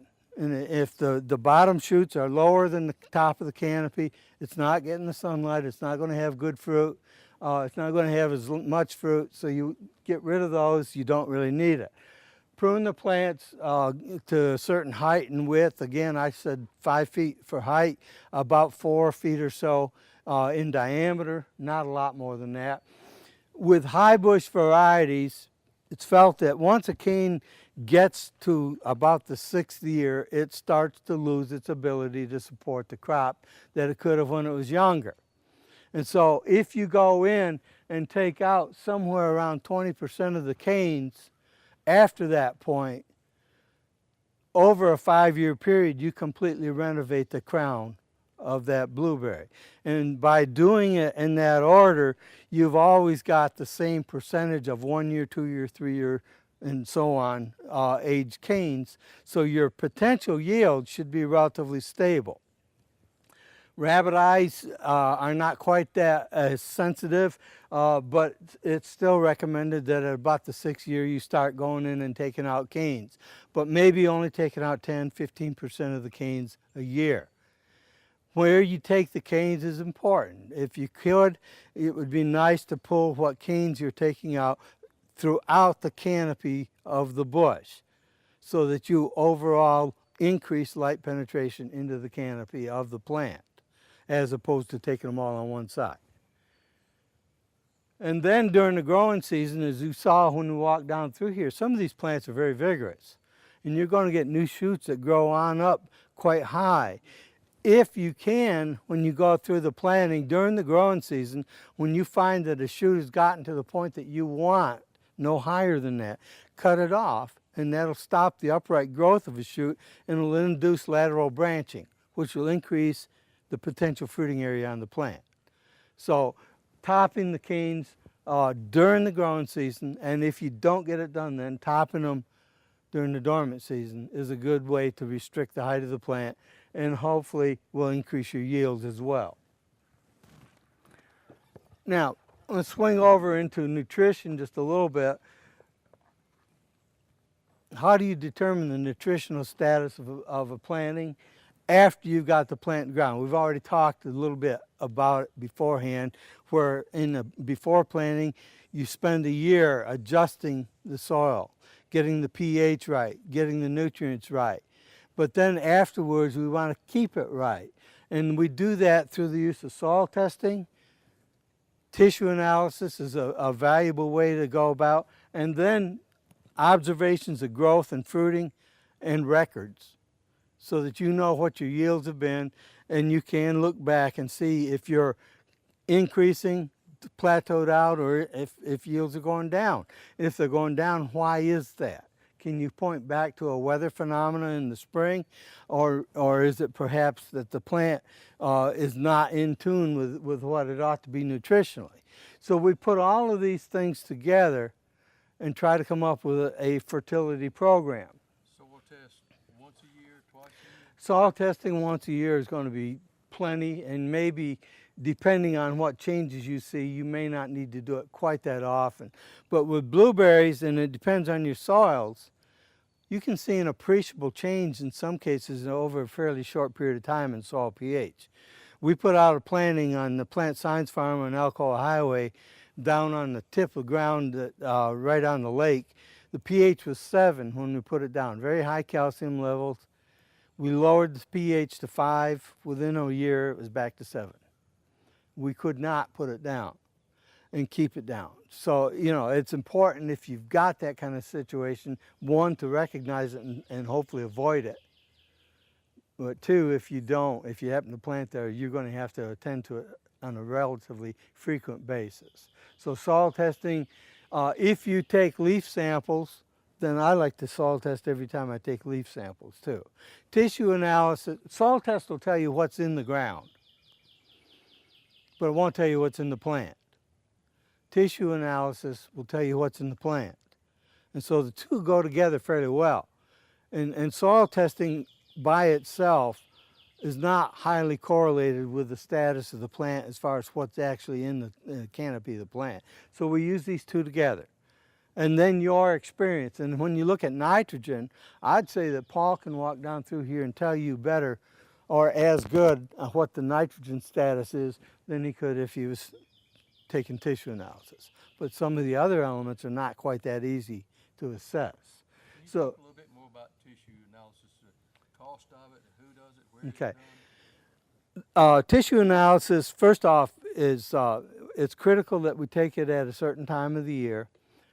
the leaves that you take on the plant have to be at a certain location on the plant, or else it won't be valid. And generally, we're going to look at right after harvest is the ideal time to tissue sample blueberry.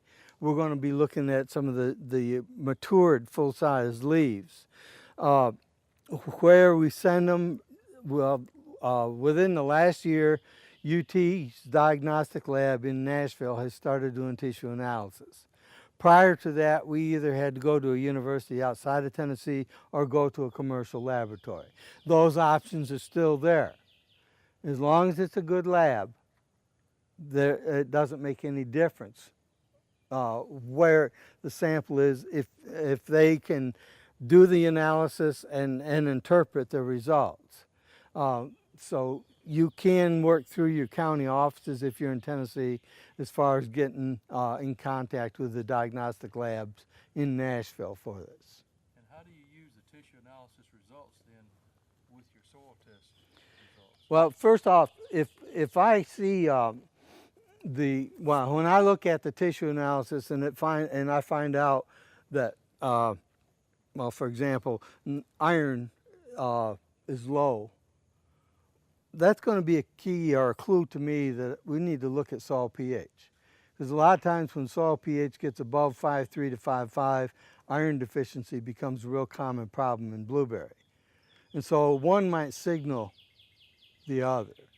And it may explain it. You can get deficient or chlorosis or yellowing in a plant from something other than nutrition. But if you've got if you've got this combination of factors, you can eliminate maybe vole damage as a cause of the plant being struggling. So they all work together.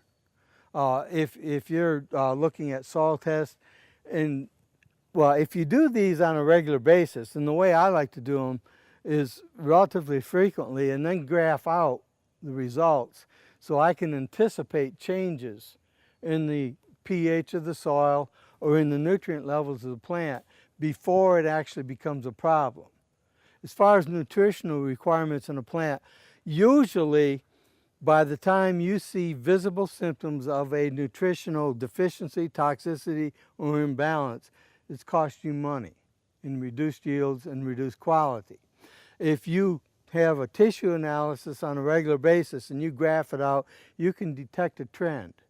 And you can head off that trend before you get into trouble, before it gets into your pocketbook too much. And so that's the concept behind it. Okay, nitrogen is one of the elements that we really focus on most plants, and blueberries are no exception. Blueberries do not like a lot of nitrogen. And Paul mentioned that as we talked about varieties. They also don't like certain forms of nitrogen. They don't like nitrate nitrogen, for example. So something like calcium nitrate, which is a common nitrogen fertilizer for other types of fruits, is a poor choice for blueberry. Ammonium nitrate is not bad, but it's not great. The plant does like ammonium sources, but ammonium sulfate can be a great choice for nitrogen if you're looking at an inorganic nitrogen source, especially if your soil pH is getting a little high, because ammonium sulfate is more acid forming than most of the other nitrogen forms, and it'll help to depress the soil pH and keep it down into the desired range for that crop. Yes, sir. How often can you apply the ammonium sulfate? What we're looking at, I'm glad you asked that. Okay.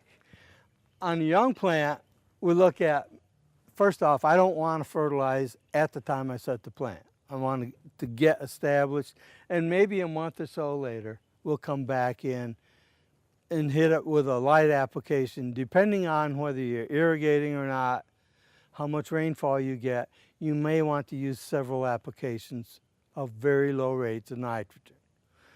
On a mature plant, generally we'll talk about 2 to 3 applications of a nitrogen source before harvest, and then maybe coming back in with another application after harvest. But if you're getting the kind of growth that we see as we walk down the hill, you don't want to do that. you want to back off. So again, you're looking at grower observation as a way to modify the amount of nitrogen you'd use. How much to use depends again whether it's high bush or rabbit eye. Generally, if you look at some of the recommendations on high bush, they're going to talk about anywhere from 80 to 120 pounds of actual nitrogen per acre per year. I think it's high.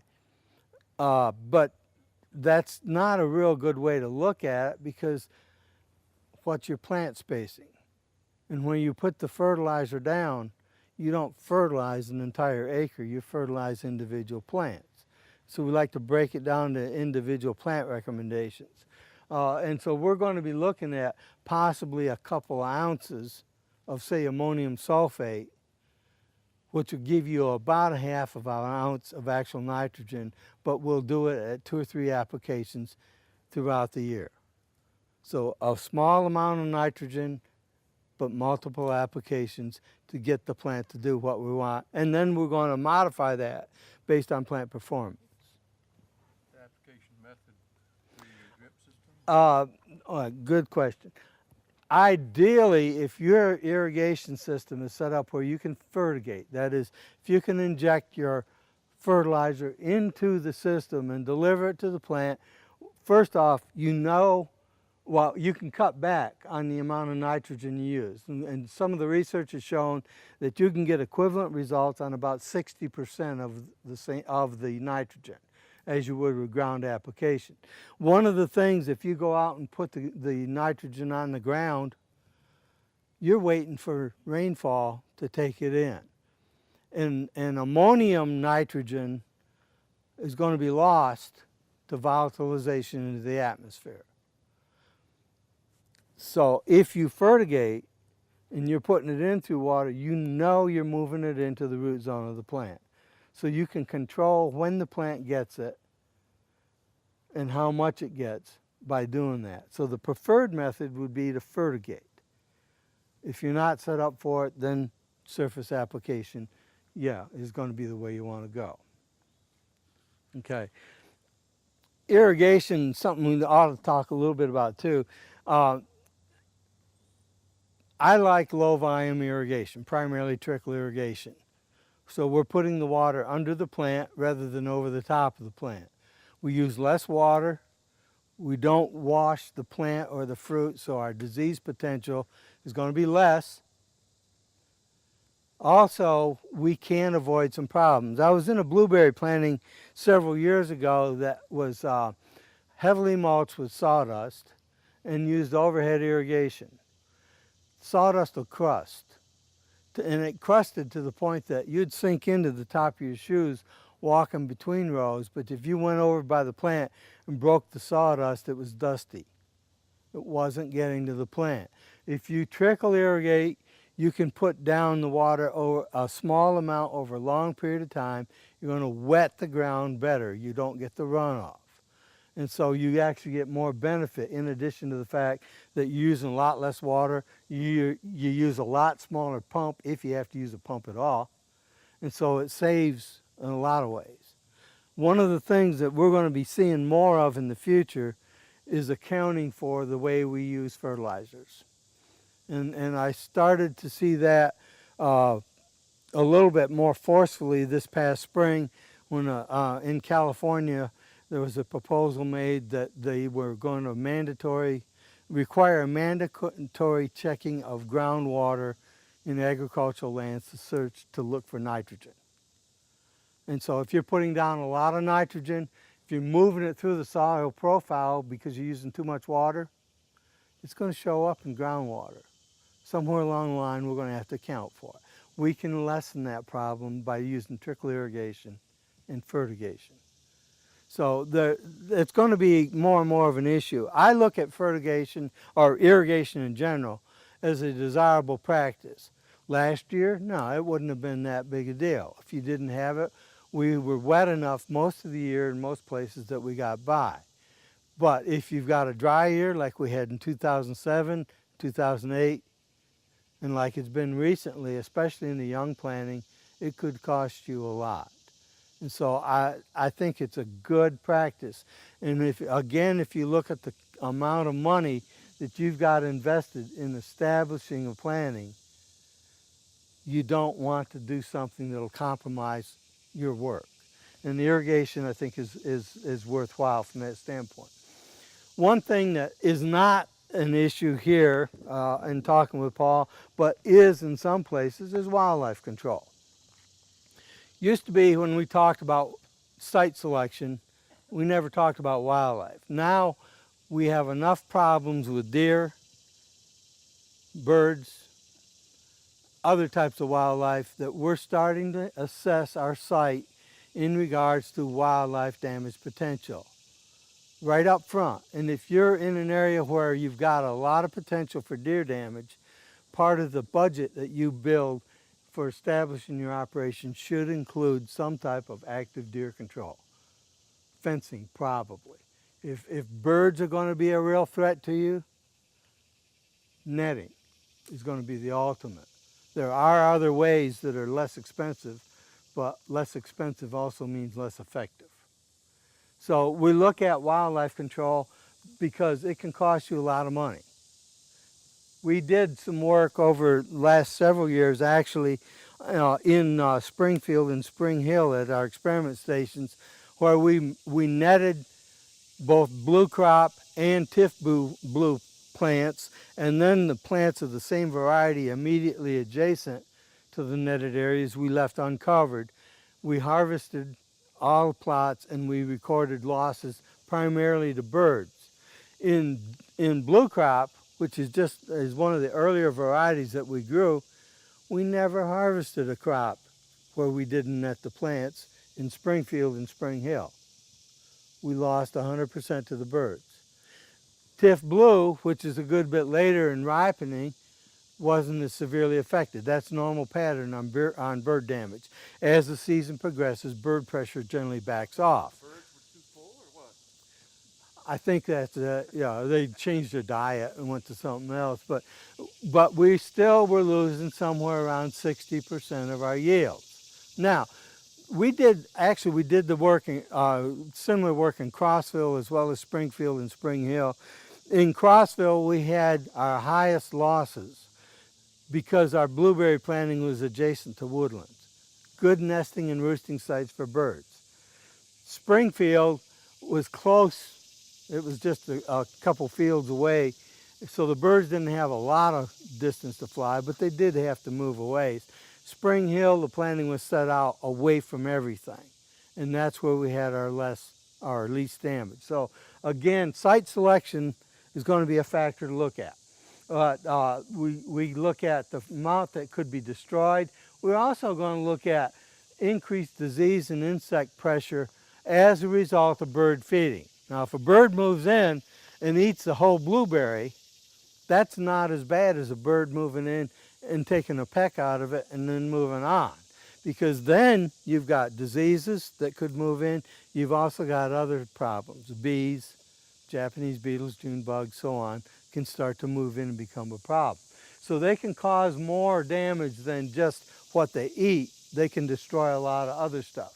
They can damage the plants and the cropping system. Voles are one of the problems. Deer, another one.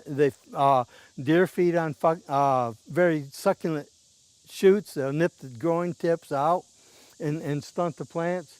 Voles will feed on the root systems.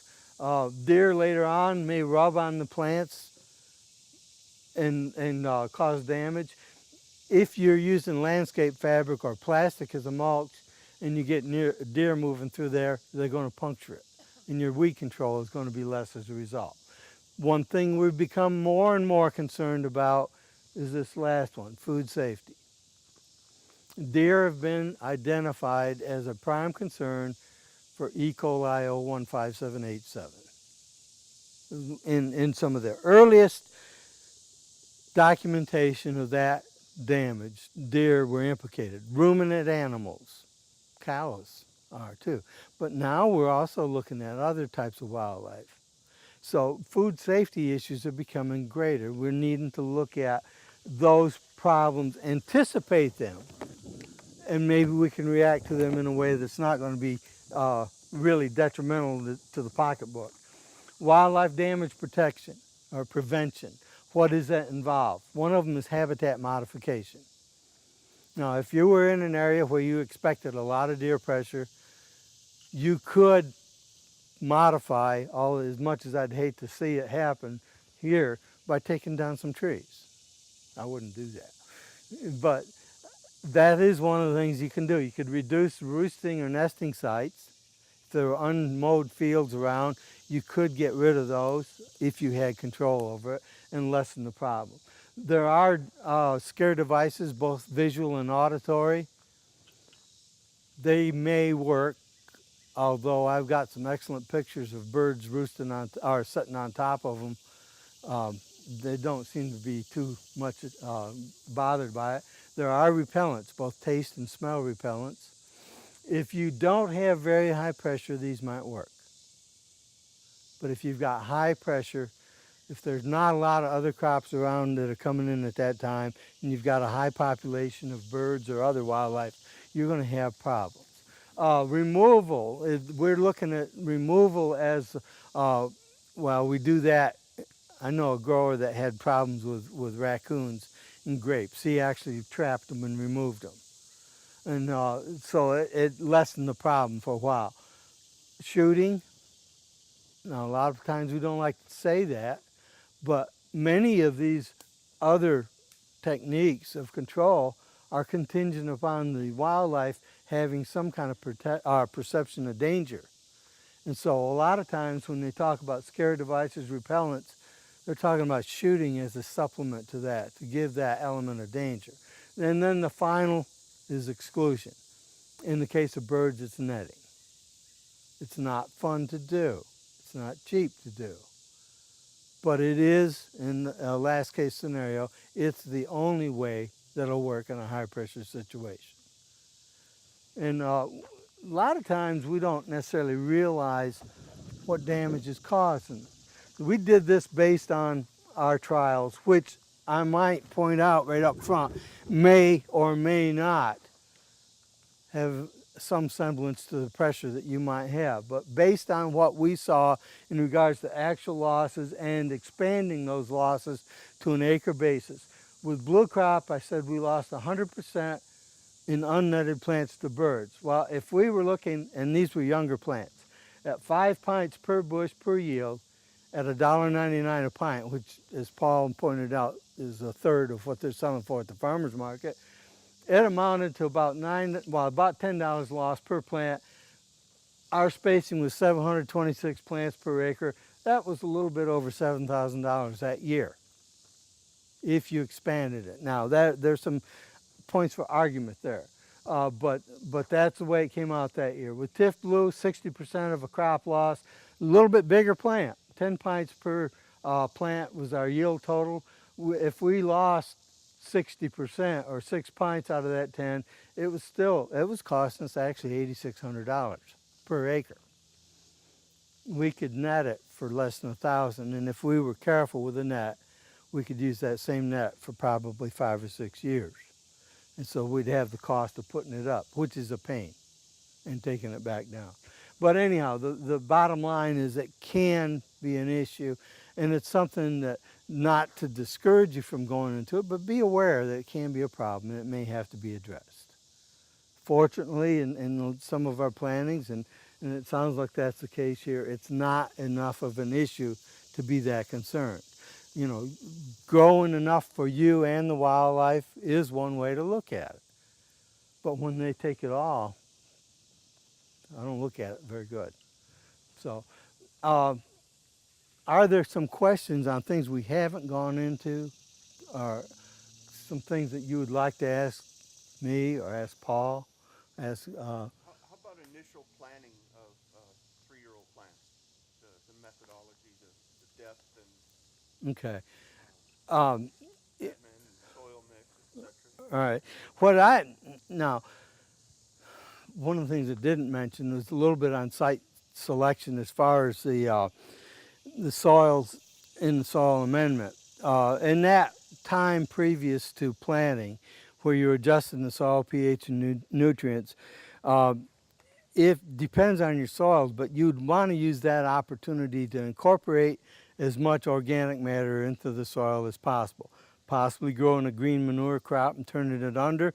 What we did in some of our sites where first off, we wanted to do everything the same on 3 different locations, but we knew that we were going to have some soil issues on the plateau as far as soil drainage and so on, and soil depth.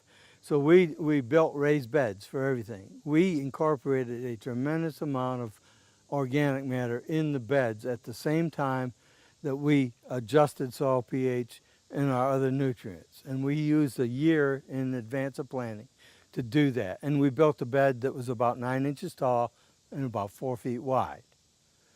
And our concept was to accommodate essentially most of the root system of that plant throughout its life. And then even where we used the landscape fabric, we covered that afterwards and planted through the fabric. With the organic mulch, we added that after we'd planted. Spacing that we used, we settled on 5 feet by 10 feet. That's not a good spacing if you've got any slope.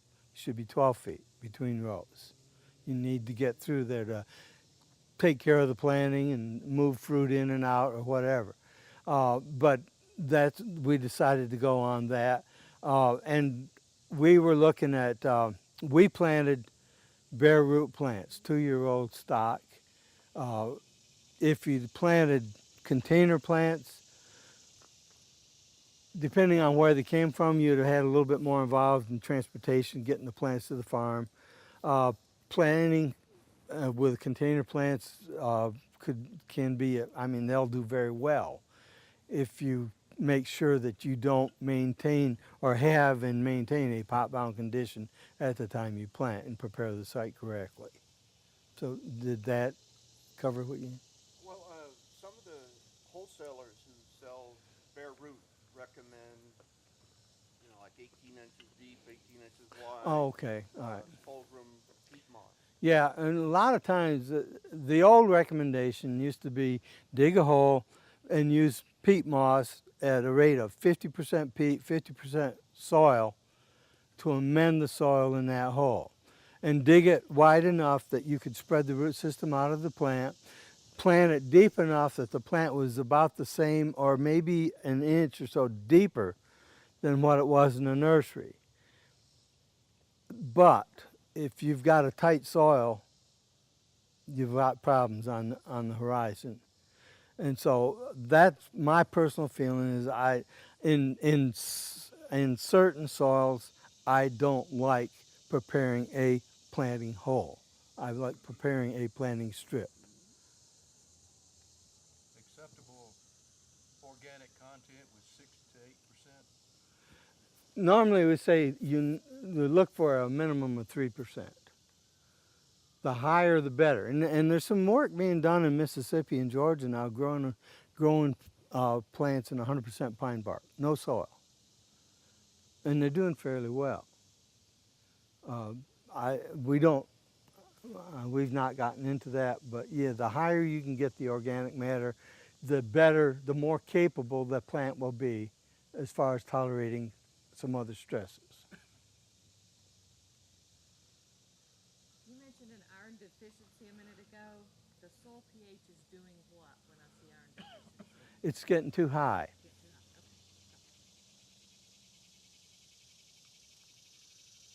Now, one of the things that you run into, if you should see iron deficiency in your plants, what are you going to do about it? Well, the long-term solution is going to be lower the pH, but it is a long-term solution.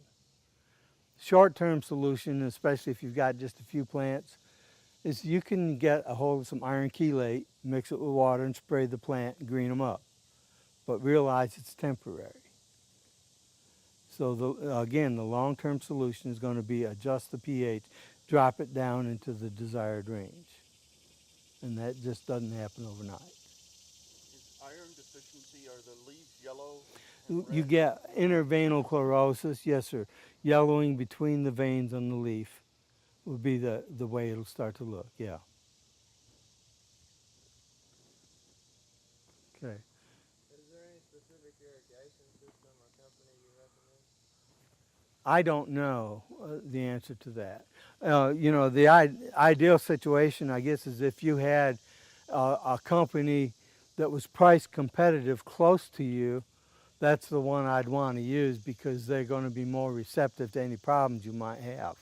And I honestly don't know what's available in the Knoxville area because I don't work that much right in Knoxville. David, could I maybe respond to that? Sure. I went to the TOGA conference, which is Tennessee Organic Growers Association of Tennessee, was held in Franklin this year, and John Deere was there actually putting on part of the demonstration. John Deere, not your local John Deere dealer, but John Deere has businesses in most every larger town. Knoxville has one, Murfreesboro has one, Huntsville, Alabama has one, and that's their business is irrigation. And anything you can want or imagine in irrigation, it'll be at that John Deere store, and you can find them online. One of the things to keep in mind if you're going to irrigate and trickle irrigation is it takes clean water. And anticipate the need for water, you know, where is it coming from? Is it coming out of a pond, surface stream, out of a well, or municipal water supply? And you're going to have to filter pretty heavily if you're coming out of a pond or say, a creek or river. Because there's going to be a lot of sediment and there's going to be algae and other things that will plug up the emitters. So filtration is going to be something that you'll have to look at.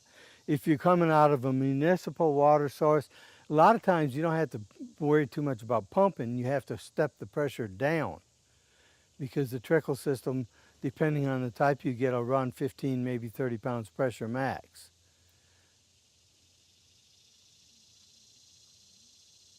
Do you have any problems with chlorine or fluoride or chloramine in the? We haven't run into problems with things like chlorination in the water, no. I think in my tenure at UT, which goes back a long ways, I think I've had 2 reports on tomatoes with chlorine injury. And it happened to come by a planting that was right close to the water treatment plant and they were flushing lines. But normally, no, it's not been an issue. If you are trying to be certified organic, I think it becomes more of an issue. Yes, no, that's a real good point. I think if you're looking at organic production, certified or pesticide free, because we can't use that word if you're not certified, then you need to be able to interpret a lot of some of the things that we've talked about and modify it to make sure that anything that you use on your planting is going to be allowable. And many of the things that we have are. But and one of those could be your water source. So check it out well in advance of doing anything. You don't want to spend that money heading towards certified organic and then find out you don't qualify. Just a comment on the chlorination. I believe that if you are suspecting a chlorination problem, one of the first things you ought to do is visit the water treatment plant, because if you've got high levels of chlorine in that water, there's something wrong with that treatment plant. Either their mixers are not working right, or their metering devices are not working right. You don't just dump a bunch of Clorox into a water supply and call that the appropriate treatment. So they have to keep records. They have to do analyses, and if you suspect a problem, I would go immediately to whomever is your water supplier. Thank you. Is there a question? Yeah, is there a formula for the amount of water that a plant needs? Well, yes and no. I mean, there is a formula that will tell you that in a mature plant, you might be looking at 35 gallons of water per week per plant. But It depends on when during the growing season, how hot it is, what's the humidity, what's the fruiting status of the plant. And so there's no hard, fast way to determine it unless you're going to be using tensiometers or something like that to actually measure moisture content in the soils. But yeah, that information is out there. When we set up trickle systems, quite often we're going with 2 emitters per plant, and most of the plantings that I visit, those emitters will be either half gallon an hour or gallon an hour emitters. And so you can compensate for different sizes emitters up to a point just by the length of time that you run the system. But so we can provide you with a rough idea of how much water at a certain age or size plant, but it's going to have to be modified and be modified on a regular basis to make it applicable to your situation. Okay. Anything else? Let's go back to the planting methods. How do you plant the bare root? What tool do you use? It depends a lot on how planting method depends a lot on how big a plant you're putting out and what you've done to prepare the soil. And when we